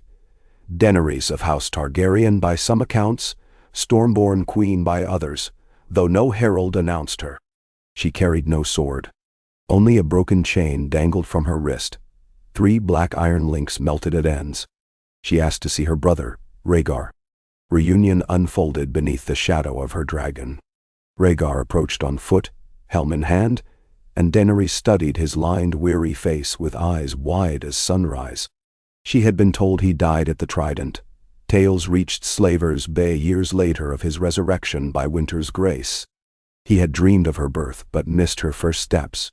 They embraced, though caution bridged them like glass too fine to notice until it cracked. Behind Rhaegar stood Elia and Aegon. Behind Daenerys crouched her dragon, whom she named Jalawaris, forged of storm. And all around crowded the power of Westeros, measuring brother, sister, beast.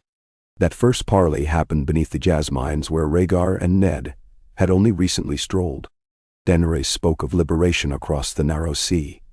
Astapor freed, Meereen reborn, Volantis tremoring beneath slave revolts. Yet for each chain she shattered, another forged itself in response. Slaver princes hired faceless men. Pox swept camps of freedmen, and Korth's jealous warlocks pursued her with spells cold as moonshadow. She turned at last to Valyria, guided by red priests promising prophecy. There, amid ruins, she found eggs no chronicler had recorded, and dragons already hatched, drawn to her voice as hatchlings to their mother. Now priests whispered that Westeros needed cleansing fire to complete the song of ice and fire. Rhaegar listened, stricken. He had spent a life fleeing prophecy's snares only to see his sister bound by similar threads. Ned sat silent, absorbing stakes. Elia poured wine for Daenerys, steady though her hand trembled. Tywin's gaze never left the dragon beyond the open archway, its breath misting eddies of orange light across night air. At dawn, Daenerys met the full conclave. Free folk delegates gawked at scaled wings. Maesters scribbled. She spoke plainly. She wanted assurance her freedom, her people's freedom, would be recognized if she remained in Valyria to build a realm for ex-slaves. She sought no crown in Westeros, only a pact of peace. But should the conclave deny freedmen safe passage or trading rights, she would claim what her bloodline once held. Wildfire quiet unrolled across stone. Rhaegar rose. He pledged support. harbor rights in Driftmark for freedmen, grain subsidies from the Reach, maesters dispatched to treat plague. Tyrell and Martell offered ships. Even Tywin agreed to loan coin at low interest, though his eyes narrowed. But the conclave needed more than Rhaegar's promise. It required sign from forces older than thrones. For that purpose, Bran Stark had risked great pain to ride south in a cushioned litter drawn by giants. When attendants carried him into the starry sept, moonlight, through colored glass, splashed crimson and violet across his wasted legs. Daenerys knelt by his chair as if meeting a priest-king. Bran's voice, though brittle, filled the dome. "The wheel we forged holds so long as ice and fire share weight. You bring new fire. We will answer with tempered ice, not chains." He lifted a dagger, carved from the same translucent obsidian that felled the Night King. Maesters had shaped it into a stylus and set it in a silver ferrule, making a tool of creation, where once it had been destruction. Bran offered it to Daenerys. "Sign the pact with this," he said. "Blood once ended the world. Now let it seal peace." She pricked her thumb, let 3 drops fall on parchment. Rhaegar did the same. Ned followed. Lords and maesters moved in turn, and when Tywin pressed his princely signet into the still cool wax, murmurs of wonder echoed. Even gold had bent? Outside, Jalaharis roared, perhaps impatient, perhaps exultant. But the flame it spat soared skyward, not toward any man. Yet peace is seed, not tree. It needs tending. Over the months that followed, fleets sailed between Dragonstone and Valyria, ferrying maesters, midwives, blacksmiths versed in dawnforging. At Driftmark, a new citadel of learning rose, half marble, half black glass, where freedmen could study beside Westerosi youths. In Old Town, archmaesters argued taxonomy of draconic breeds. Across the realm, harvests rebounded, roads reopened, merchant guilds prospered.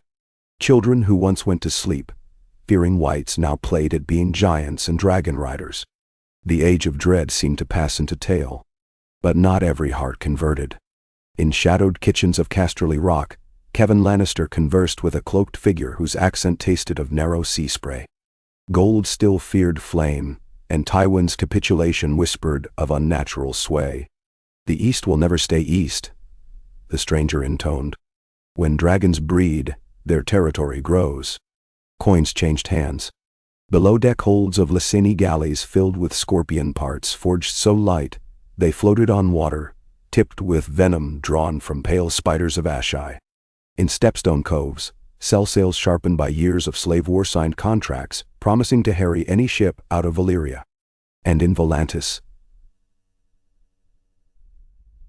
Cersei Lannister, cloaked, cunning, clinging to shards of supremacy, dined with Red Priest Moqorro beneath braziers that breathed black smoke. She spoke of grievances old as famine, of a brother slayer turned saint, of a realm that would always scorn women who reached for power. Flames licked dancing shapes. Moqorro saw in those shapes a woman crowned in gold and red, riding fire through black wind. Cersei smiled as if she too glimpsed destiny. Winterfell, meanwhile, thrummed with life. The East Tower's fused stone rang daily with voices of scholars from beyond the wall debating with maesters from Old Town. Giants settled in the Wolfswood, planting saplings. The heart tree's face no longer wept sap, but seemed to watch the courtyard children, Aegon and Rhaenys sparring with Sansa and Arya, Bran laughing from his wheeled chair as Arya danced circles. Jon Snow, now warden of the new gift, visited often. The wanderlust pulled him north where free folk villages bloomed.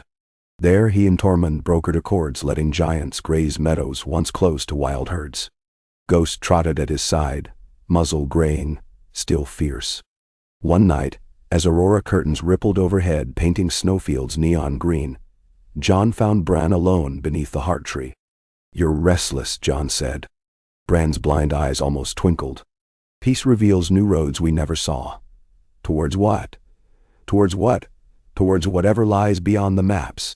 Bran gestured north.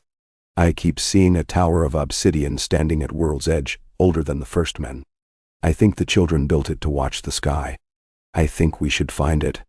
Jon looked at the dancing lights. You want me to lead another ranging? Not of war, Bran said. Off discovery? Jon smiled, breathing crisp starlight. Then let's find it, while we're still young enough to marvel. As spring gave way to a gentle summer, fires of commerce and purpose crackled from White Harbor to Sunspear. Yet across the sea, currents of ambition churned. A Lyseni corsair intercepted a ship ferrying maesters toward Valyria. Its cargo of scrolls sank amidst black water. At King's Landing, ravens spoke of gold secretly funneled to Stepstone lords. In Old Town, an assassin's bolt coated in oily venom missed Daenerys by inches. It hissed into a doorframe where green flame once scarred stone during Aerys' reign.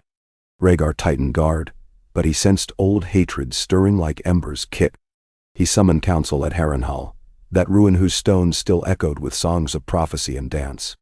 There, in the nave where tourney banners once fluttered over youthful dreams, he asked peers how best to confront whispers of threat without kindling them into war. Ned advised patience. Tywin counseled preemptive silence. Hire spies to strangle conspiracies before they hatched. Oberyn desired to ride west and slice open stepstone nests personally. Daenerys, arriving astride Jalaris, said simply, "Let them speak. The more they whisper, the clearer the shape of their fear. Fear, once named, proves smaller than rumor." That night, Rhaegar played his harp in chambers, where the lakes of Harrenhal mirrored moonlight through shattered roofs. The music wound itself through corridor cracks. Servants paused to listen. Daenerys stood in archway shadow, tears bright. "Father named you the prince that was promised." She murmured. Rhaegar lowered harp. "Daddy, I promise only this. I shall not let prophecy write my children's fates." She moved to the casement, watching Jalares doze beneath moon-silver reeds. "Then maybe I can help break the cycle. I will stay east, guard Valyria, teach my dragons mercy." Rhaegar placed hand on her shoulder. "And when they are grown, they'll decide," she said. "But knowledge can temper fire. That is why I need the maesters more than I need armies." Man. Morning brought ravens reporting Stepstone fleets massing. Sails of Lies, Volantis, Kuhor Dadar. Before the conclave panicked, Ned proposed a test. Send a single warship bearing crates of grain and coils of Myrish glass. Gifts, nothing more. Flanked discreetly by Tarthian swan ships. If pirates attacked, they would witness not scorpion bolts but water dancers of bravos.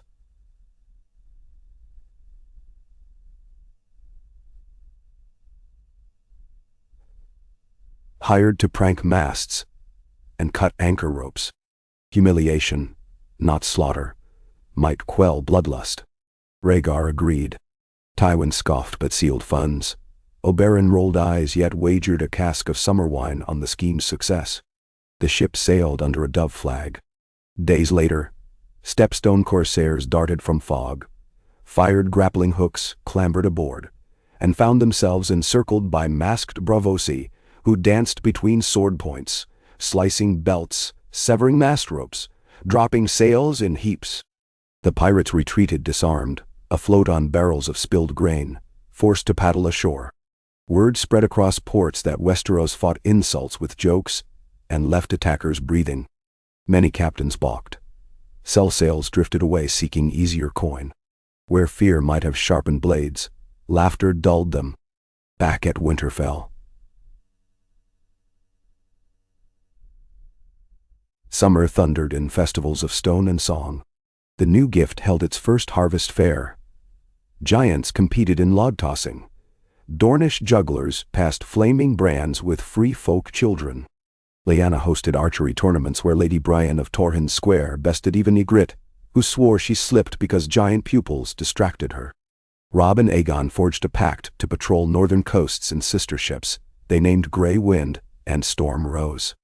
One evening as fireflies freckled the godswood, Bran dreamt of the obsidian tower again. He saw its spire catch starfire reflected off northern ice sheets. He saw a doorway sealed by roots shaped like wings. When he woke, Mira read resolve in his eyes. Letters went out next dawn.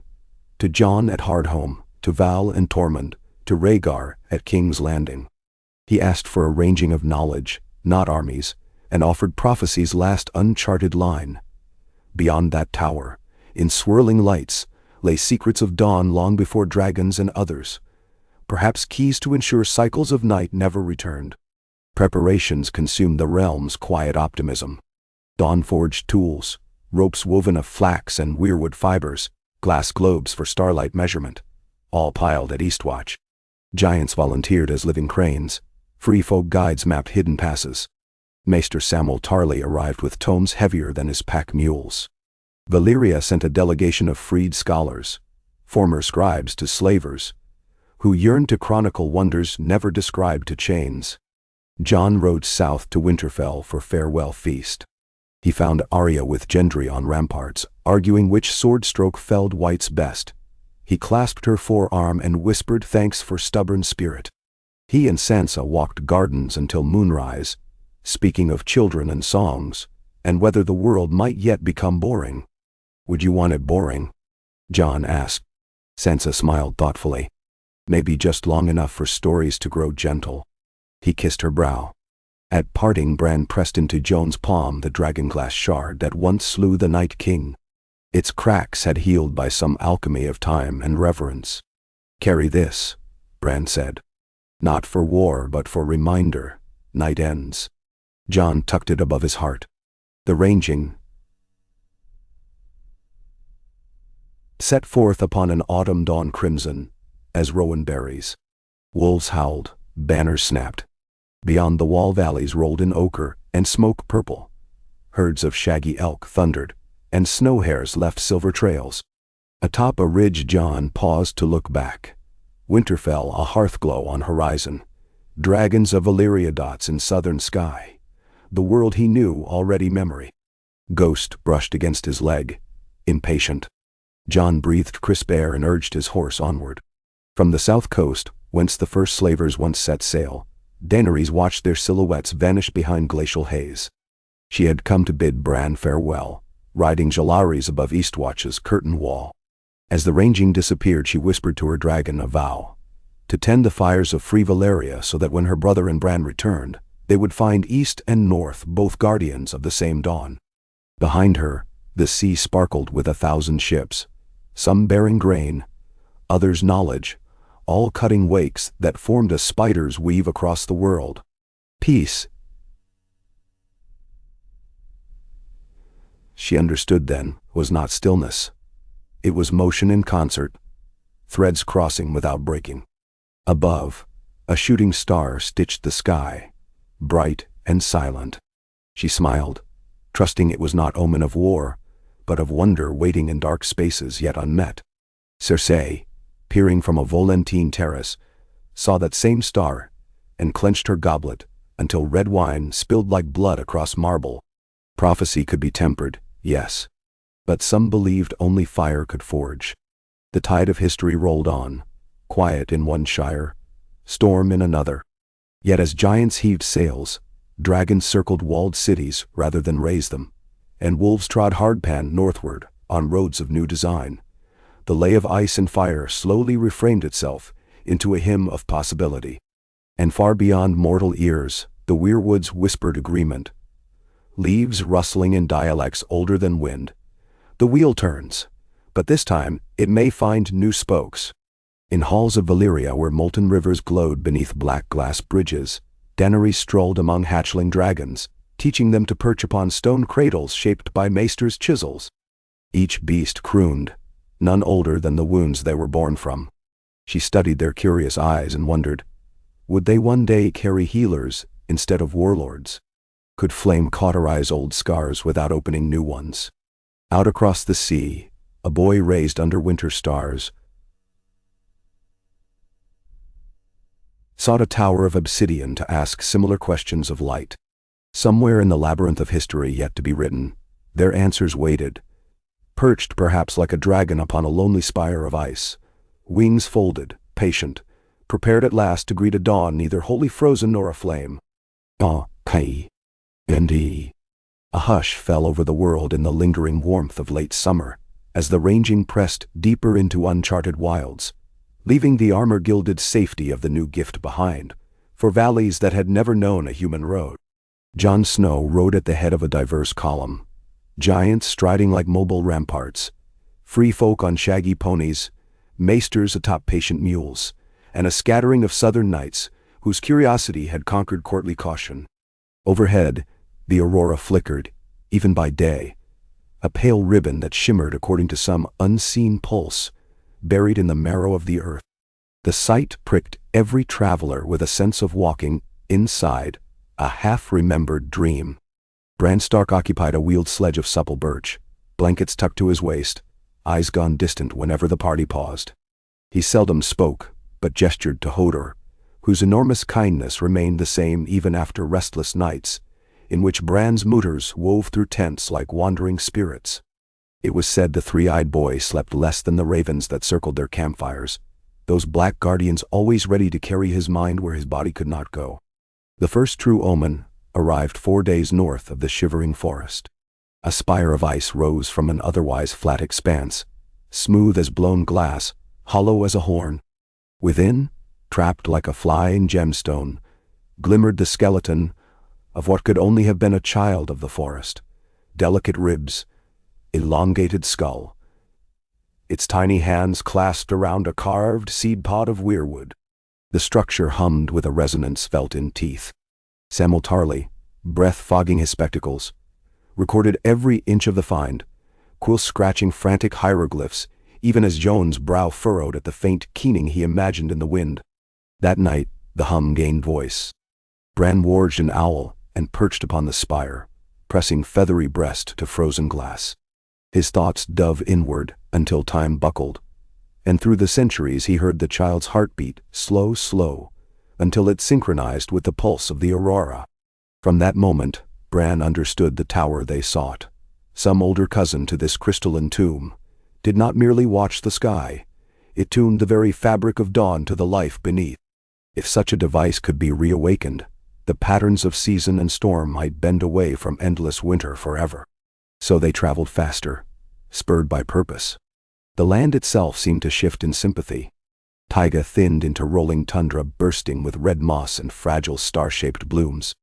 Hot springs steamed from fissures where the crust thinned. Pools glowed turquoise beneath crumbling basalt bridges, releasing breaths that smelled of brimstone and lilac. Giants paused to warm aching joints. Free folk children splashed heedless of scalding edges. Maesters tested mineral content and whispered of curative properties. One dawn, as pale fires slid across horizon, a flash of movement sparked alarm along the ridge ahead. Outriders returned with a captive, an impossibility wearing fur. A man in bronze scale, notched with serpentine motifs, skin sallow, eyes ash-gray. He spoke no language any Westerosi knew, only a glottal chant that rose and fell like waves over reef. Yet when he saw Bran's sledge, he prostrated himself, pressing forehead to tundra and intoning a single word repeatedly. Cabalaris? It sounded close to Valyrian. Sam ventured a guess. Lightbringer. The stranger bore tattooed lines down his temples, simulating the aurora's pale stripes. He had come alone, seemingly expecting them. Under patient questioning, gestures, sketches drawn in the dirt, he revealed that further north a clan unlike any free folk dwelled in basalt halls, carved inside a black mountain.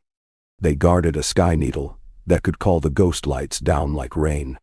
His people rebelled, wanting to share the needle's blessing, and he had fled south to seek the traveler who walks many skins, a prophecy delivered by a dying wood sprite centuries ago. Bran listened, eyes brimming silver in the glow of campfire. He asked Jon to trust the man.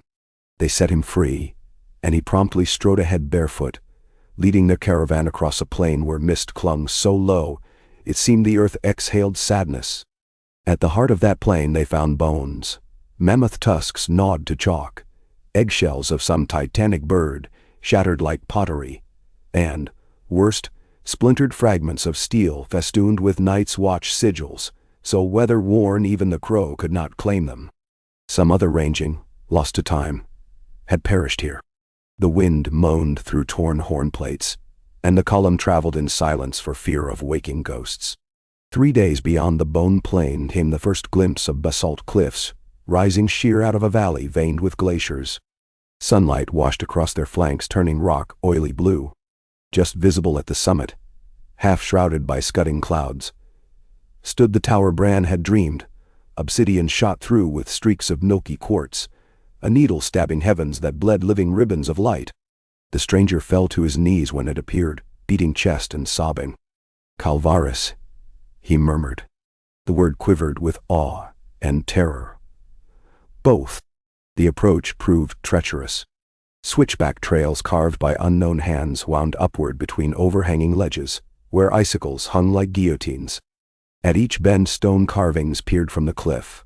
Stylized wolves, eagles in shapes more alien, serpents eating their own tails, faces split with jagged smiles. The path bore no signs of habitation besides faint scorch marks, where torches once sat. Yet as they climbed, watchers felt the undeniable. Someone, something, observed them from windows cut into the mountain like dark eyes. At the penultimate terrace, the stranger halted beside an archway leading into pitch. He touched the stone, then Jon, then Bran, then stepped inside alone. Moments dragged. Ghost growled, hackles bristling. Suddenly a tremor ran through the rock like a breathing giant, and torches flared along the tunnel walls, though none had touched them. Columns of violet flame guttered to life, casting jagged shadows. Jon cursed softly. Hodor whispered, "Hodor," as if praying. A procession emerged, tall figures, lean as if carved from winter itself. Their armor glistened blue-black, cloaks woven from shimmering hides that refracted torchlight, the way icicles refract dawn. Their faces were mortal, yet their eyes mirrored the aurora. No spears raised, no blades drawn, only an air of reserved majesty. At their head walked the stranger, alive, unbound, his forehead freshly painted with a sigil of 2 intersecting spirals. An elder stepped forward, and in surprisingly clear old tongue greeted them. "Travelers of the warm realms, welcome to Sigia Tal, the last meridian." Bran urged Hodor forward. "We come in peace and memory," Bran said, "to rekindle what was nearly lost." The elder considered the youth in the sled, then smiled with the weight of millennia. "Then follow," he said. "The needle has waited long." Inside, passageways spiraled upward through a core warmed by geothermal fissures. Stained ice filmed ceilings, capturing motes of violet flame and showering corridors with prismatic specks. Frescoes lined walls, stories of children forging mirrors of sunfire inside caves, of first men petitioning for seasons, mercy, of a black tide of night rolling south, and being broken by beams of pure dawn summoned here. Sam nearly wept copying them. They emerged onto a chamber directly beneath the needle. Here machines older than Valyrian glassworks filled the space. Crystal pylons arranged in concentric circles, copper plates etched with glyphs, channels cut in floor where water flowed luminous as milk. The elder explained these conduits harvested the aurora's latent power, focusing it into beams capable of warming the skies and weaving new weather patterns. But the mechanism required a living fulcrum, a mind able to bridge past and future, life and dream. The last fulcrum died centuries ago. Without one, the tower slumbered. Jon's gaze fell to Bran. The boy nodded faintly. "I felt it calling." Another elder objected. A mortal untrained would burn. Yet Bran insisted destiny had prepared him through every warg he had ever ridden, each memory he had ever borne. He asked only for guidance to meld without madness. The council murmured. Finally they agreed to a ritual at first full aurora, 2 nights away. While they waited, discoveries tumbled. Caves off the main galleries held archives. Tablets of obsidian engraved with climate equations, seeds stored in crystal matrices still viable after eons, and a half-assembled map of the world painted inside a dome. Continents shaped differently, seas swallowed by ice. Maesters gasped. One whispered that if Southron harvests failed again centuries hence, these seeds could save millions. Another speculated aloud whether similar towers dotted other forgotten coasts. Jon wandered balconies overlooking the ice-choked valley, wrestling dread. If Bran succeeded, The seasons might steady, storms moderate. Peace would gain a foothold planets deep. But what cost to Bran's spirit? He had glimpsed the boy's fragility, body wilted, soul stretched. He could not bear losing another sibling to the cause of all. That night, a whisper carried on steam vents found Jon alone. A woman stepped from the shadows, clad in cloak of scaled crimson that shimmered like banked coals. Her hair, snow white with streaks of living red, framed a striking face both ancient and ageless. Mokoro's acolyte. No. Her eyes glowed amber, softer. She introduced herself in Valyrian as Shayla of the Fingered Flame, a red priestess who had stolen from Volantis when she saw visions of Cersei's rising betrayals. She had trekked north to warn them. Volantis priests preached that only cleansing war against Western heretics would quicken the true dawn. Cersei financed them in secret, promising her own ascension as living flame of Rolor Dar. Their plan: unleash plague fire across port cities, blame it on dragons, ignite fear. Jon felt ice crawl his spine. "Why tell us?" he asked. Shayla bowed head. "Because I saw another path, one where dawn rose wide enough to bathe every creed. Your brother is that path's hinge. He must survive to teach all minds the new harmony." She offered a small sphere of smoky quartz, inside which flickered a tiny swirling light. "This heart store holds prayers of thousands enslaved by fire dogma. Let Bran carry them into the needle. It will remind the machine that dawn belongs to the many." Jon accepted. Reluctant trust glinted like blade edge between them. The appointed night arrived beneath skies more alive than mortal throngs below. Bands of color laced from horizon to zenith. Jade sliding into rose, crimson into indigo, each ribbon crackling with electricity that rang in bones. The ritual chamber pulsed with the same charge. Bran was borne to the fulcrum dais, his chair replaced by a woven lattice that floated on columns of humming air. Copper filaments plugged into his wrist veins, drawing blood that glowed lavender where it touched quartz. The elders formed a ring, singing in a language part wind, part dream. Shayla joined beyond, humming counterpoint. Jon stood just inside, fingers white around the heart store. Bran looked at him. Smile tiny but fierce. "Tell Arya the memories kept me sharp," he whispered. Jon kissed his brow and set the sphere in Bran's lap. Light spiraled downward like translucent serpents, merging with the lattice. Bran's eyes rolled white, pupils becoming starbursts. A tremor rocked the tower. Shards of frost shattered from rafters. Then the needle blazed brilliant white, a spear of pure morning driven into the heavens. From Eastwatch to Old Town people saw the sky break. The aurora unfurled wider, brushing even the summer sea. In Valyria Daenerys watched with hatchlings perched along a broken colonnade, each dragon cooed mesmerized. In King's Landing Rhaegar paused his counsel and stepped to the balcony, letting the improbable dawn shimmer on his silver hair, while lords and small folk alike fell silent. Even Cersei, far away beneath Volantene braziers, halted mid-conspiracy as flames in her goblet guttered blue. Inside the tower, Bran's mind spread across constellations. He drifted through centuries, witnessing glaciers pull back like curtains, rivers carve new veils, children weave first nets along green shores. He touched the future too. Fields of gold stretching where Dorne's deserts once baked, dragons soaring peaceably above craft halls forging metals unmarred by rust, songs in forgotten tongues taught in busy marketplaces. Those spectra of possibility eddied around him, and he guided the needle to knit them into probability. But light reveals scars as surely as it cures. Bran felt wounds lingering in the world, hatreds unspoken, greed disguised as guardianship. He saw stepstone kings forging plague casks, shaped like dragon eggs, saw red priests brandished as prophets of annihilation, saw Kevin's gold arming assassins, and deepest, he sensed a kernel of the Night King's purpose not wholly extinguished. A void where his will once lived, now seethed with raw winter magic, seeking new vessel. Understanding rose like bitter dawn. For the world to survive, this residual venom must be diluted, shared among many hearts so no single being wielded apocalypse again.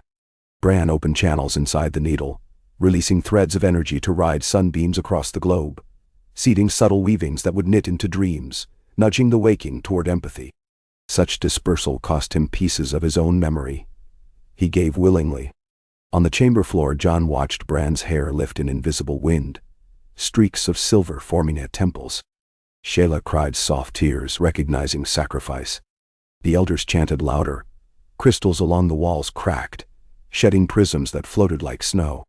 Finally the lattice lowered, light dimmed to warm candle glow. Bran sagged, breathing shallow but steady. He opened eyes, now shot with flecks of molten opal. "It is done," he murmured. Hodor scooped him into arms, weeping in relief. At dawn proper the world woke new. Birds of species unseen south of the Frostfangs drifted in thermals over Winterfell. Vine shoots sprouted from fissures in Dorne long believed sterile. Even the sea tasted less briny. Sailors swore currents calmed. But none of these gifts went unnoted by foes. Word of the needle's blaze traveled swiftly to Volantis, where Cersei and Moqorro convened in a red temple cell. Above canals choked with incense fog, they perceived not miracle, but threat to their punitive gospel. If dawn came on gentler wings, who would need purifying fire? Cersei penned letters in cipher to Stepstone admirals, to Lyseni merchants with grudges against Westerosi grain monopolies, to Archon families displaced by Daenerys' revolt. She promised them exclusive shipping lanes once the 7-Point Compact fell to flames. Gold flowed. In hidden forges, dragon's breath vials, volatile wildfire laced with plague spores, took shape inside clay eggs painted crimson. They would be cast into ports during false flag raids, sowing terror that dragons had turned rabid. Tywin learned of shipments through Hush and Braavos. 8 galleys loaded with suspicious casks, departed Lys disguised as wine traders. He summoned Rhaegar, Ned, and Daenerys, by raven, sealed with black wax. In council they traced potential targets: Gulltown, White Harbor, Old Town, even Driftmark. Strategies diverged. Ned urged blockade. Daenerys advocated swift parley with Lys, brandishing proof. Tywin advocated unmarked corsairs to sink the convoy and blame storms. Rhaegar listened and declared a fourth path: intercept the fleet openly with joint forces, seize evidence, then present it to a summit of Associ powers at Dragonstone to expose conspirators. The decision angered many. Cersei's spies reported and prepared contingencies. Volantene fire priests, erected braziers said to summon ashworms, mythical constructs of flame and illusion, to cow small folk. Even as war drums quickened abroad, within Westeros the new climate yielded wonder. Wildlings seeded barley near Long Lake that sprouted within weeks. Bees returned to orchards once frost-blighted, and a star-shaped flower bloomed simultaneously across all 7 kingdoms, petals alternating white and red. Maesters called it Dawn's Promise. Jon's ranging prepared to depart Sigia Tal. The elders gifted them obsidian medallions inscribed with fractal run trees, passports of friendship. Jon clasped the elder's arm and asked what they would do now. "Keep the needle balanced." The ancient smiled. "But know this. Its harmony sings strongest when echoed by younger voices. Go, spread the song." They descended the mountain with Bran nestled in a litter of woven aurora silk provided by their hosts. Partway down Bran stirred. The needle recalibrated more than sky. He whispered to Jon alone. It awoke threads older than ice, a memory of dragons carved from starlight. One of those threads points to Valyria. Jon frowned. "Daenerys tends that hearth." Bran nodded. "She will need allies when old fire meets new." Their return south took half the time of their northward push, as trails once choked with permafrost, now softened into mossy plates. Free folk sang travel songs of optimism. Yet when ravens found them with word of the Lyseni plague fleet, cheer dimmed. Jon quickened pace, urging column day and night. Ghost ranged ahead scouting for fresh prey, his eyes alight with purpose. Eastwatch welcomed them under a sky rolling with pastel clouds instead of sullen slate. Ships awaited. Leviathan-keeled cogs Tyrell built for long voyages, a new Morningstar flagship Rhaegar sent, and 3 slender Valyrian brigantines piloted by freed mariners, smiling at the frost like it was old friend. Sam kissed Gilly beneath the pier arches, and then hustled scrolls aboard, as if their weight might tip world scales. Bran, too fragile for days at sea, boarded the Morningstar. Before gangplank rose, an unexpected visitor hurried along dock. Queen Elia herself, cloaked against bite of salt wind. She pressed a hand to Bran's cheek. "I brought a gift," she said, producing a slim volume bound in hammered dusk leather. Blank pages. Write what comes, not what was. Bran's voice caught. "Thank you." She fixed Jon with gentle stare. "Bring him home. Then we will write history's kinder chapters together." Jon bowed. The fleet unfurled sails upon a brisk westerly gust and carved south along the shattered coast of Skagos before bending east toward Dragonstone. Along the way they overtook fishermen describing miraculous shoals of silver-scaled cod too plentiful to net. South of Hardhome they passed smoldering wreckage of a slaver galley, mast branded with the sigil of Cersei's covert allies, charred by dragon fire. Deck planks still steamed. Daenerys must have been patrolling far from her base. When Dragonstone's towers arose from sea mist, Rhaegar's personal pennant flew beside the 3-headed phoenix. Gulls wheeled, riding thermals from volcanic vents, now breathing gentler fumes. Upon the beach stood Daenerys, flanked by 2 juvenile dragons, nearly horse-sized, wings mottled bronze and jade. She greeted Bran first, eyes reflecting respect deeper than monarchy. "Your needle's note reached Valyria," she said. "My children's hearts beat calmer. They are no longer fevered by ancient rage." Bran smiled, weariness softening into acceptance. Rhaegar convened a war council inside the chamber of the painted table, newly restored. Candlelight glimmered across continents etched on wood. Jon, Daenerys, Ned arrived via Ravenride and Fast Horse. Oberyn, Tywin, and Shayla of the Fingered Flame, a controversial addition, surrounded the map. Shayla demurred cloak, revealing scars along her forearms. Brands from Volantine zealots. She spoke plainly. The Plague Fleet's crews carried vials keyed to detonate through specific sigils inscribed upon hulls. Only the ritual words of Red Faith could safely neutralize them once triggered. She offered incantations, but warned that any slip by a priest, fueled by zeal, rather than compassion, would magnify the curse. Tywin eyed her skeptically. "And we are to trust random acolytes with wildfire pestilence?" Shayla met his gaze. "Trust is like sunrise, Lord Tywin, inevitable if you wait long enough." Oberyn chuckled. Plans formed quickly. The joint fleet would intercept near the stepstones before the galleys reached Westerosi lanes. Daenerys dragons would harry from above to drive ships toward a cordon where archers could disable masts. Red cloaks disguised as merchants would board, using Shayla's chance to disarm vials. Evidence of origin would be sealed in lead chests bound for an international tribunal at Driftmark. SOC representatives, maesters, even a neutral Bravosi magistrate. Jon volunteered to lead the boarding team. His time with free folk taught him languages of fear and trust among desperate men. Rhaegar agreed. Bran insisted on joining via dream seat crafted on board. Compromise allowed his mind to guide without risking body. On day 8 at sea, they sighted gray sails on horizon. 8 ships in chevron, their hulls low in water from heavy cargo. Scouts confirmed stepstone escorts. Daenerys mounted Jalaris. The other dragons, smaller, circled anxiously but obeyed her order to remain. She and Jon exchanged nods, fire and frost in compact. The first pass came at dusk. Jalaris swooped, talons shredding topmast of the lead galley. Flames licked ropes, yet Daenerys withheld full breath. Panic rippled. Ships veered starboard, precisely into Westerosi Crescent. Trebuchets hurled weighted nets, studded with dragon glass that splashed around hulls, fouling rudders. Disguised merchants, Tyrol Marines, boarded under white flags, crossbows lowered to appear harmless. Jon climbed chains onto midship deck. The stench of rot and spoiled wine assaulted him. Crates stacked beneath tarpaulins rattled ominously. Sailors, some little more than pressed fishermen, knelt trembling.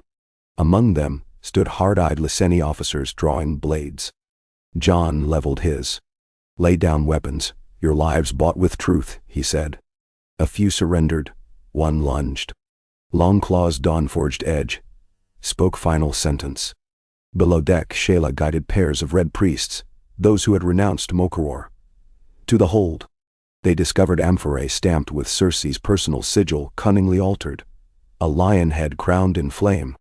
Each amphora nested a clay dragon egg painted crimson. Shayla began chant, a low drumming hum. Amphorae responded, sigils glowing ember red. Sweat beaded her brow. Jon watched, blade poised. One priest faltered, terror twisting his voice. The glow brightened. Jon shouted encouragement. Bran's voice echoed in minds. "Remember, dawn belongs to the many." The priest steadied. Breath regained rhythm. The glow faded. Amphorae cooled. All 8 ships subdued without catastrophic release. Casualties light. But interrogation revealed a contingency. A lone fast sloop sailed ahead carrying larger payloads meant for King's Landing. If not stopped within 2 days, it would beach near Blackwater, rush disguised as a Dornish spice trader. Rhaegar's face tightened. "We cannot catch her by sea," Ned said grimly. "But by air." Daenerys had only Zalaris ready for such distance. Jon volunteered to ride behind her. Weight risked speed, but vantage needed. She accepted. Bran offered mental tether. They departed within hour, dragon slicing moonlit sky. The sloop raced a roaring wind, twin lateen sails billowing.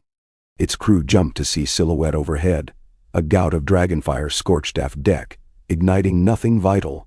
Warning shot. Captain attempted zigzag. Jon shouted orders. Daenerys banked, dragons screaming joy of chase. Archers launched quarrels. Armored scales pinged harmlessly. Jon hurled rope with grapnel. It snagged mast. Jalaris braced wings, arresting sloop's momentum. Daenerys descended perilously low. Jon leapt, rolling onto deck where sailors gaped. "Sword at throat," Captain yielded. Below deck, more amphorae but larger. Sigils shining already. A failsafe set to detonate if speed slowed. Shayla far behind. Jon alone. Bran's voice in mind. The heart store. Jon still carried shard of dragonglass. Bran instructed him to carve cancellation rune across sigil lines. He snapped dagger from belt, etched carefully though deck pitched. Glow flickered, then snuffed. He repeated until every amphora quiet. Sweat stung eyes. Daenerys reached him, eyes proud. They tossed vials overboard where seawater quenched lingering sorcery. Sloop escorted back to fleet. Proof compiled.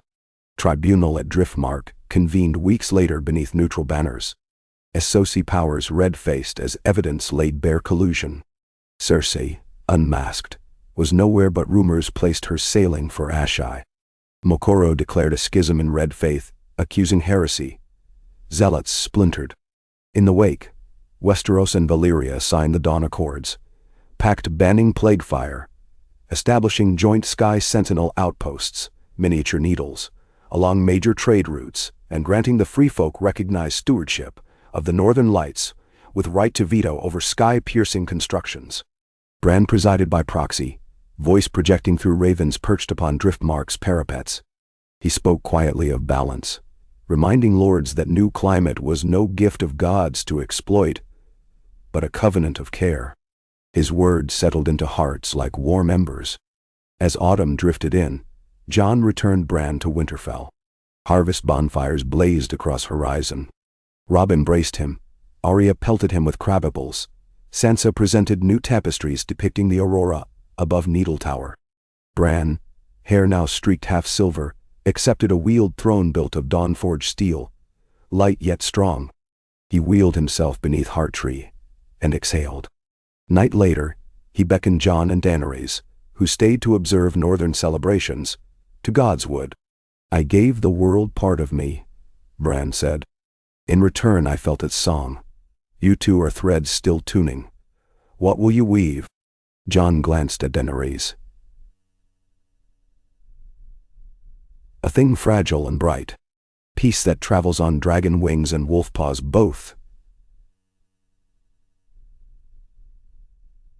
she said. Jon nodded.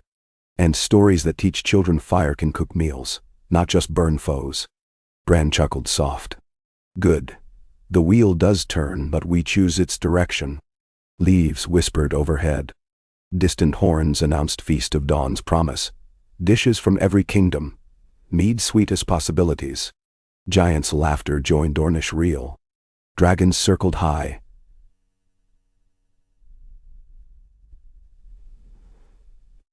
Shedding sparks of starlight from their scales, yet breathing only harmless puffs in celebration.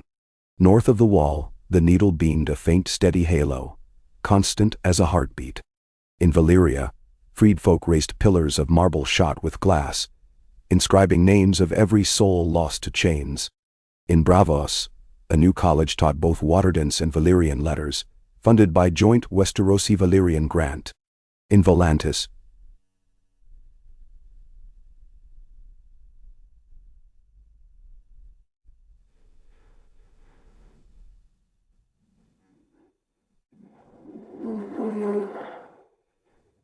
Shayla confronted the Grand Temple's fire tank, casting petals of dawn's promise into flames. Cersei, wandering shadowed alleys of Ashai, watched these ripples through Watcher's mirrors. Rage cooled into something else. Curiosity. She traced flickering images of dragons flying side by side with ravens of light. Prophecy had failed her, perhaps narrative might yet. She donned a hood and stepped into markets selling memory in jars, intent on writing her own. Seasons turned gently. No hint of winter's cruelty. Children born after the long night would one day struggle to believe tales of frozen corpses. Yet wise ones kept dragonglass daggers polished, not out of fear but respect. History carried warnings along with wonder. And high atop the last meridian, elders listened to the universal hum, satisfied as warm pulses returned from every needle sentinel. They whispered among themselves that dawn had never sung so beautifully, not in thousands of years of recorded auroras. One elder stroked a crystal ledger and mused, when the day comes that this song fades, new walkers will rise to retune it. For that is how hope survives, hand to hand, heart to heart, across the long music of the spheres. Namo.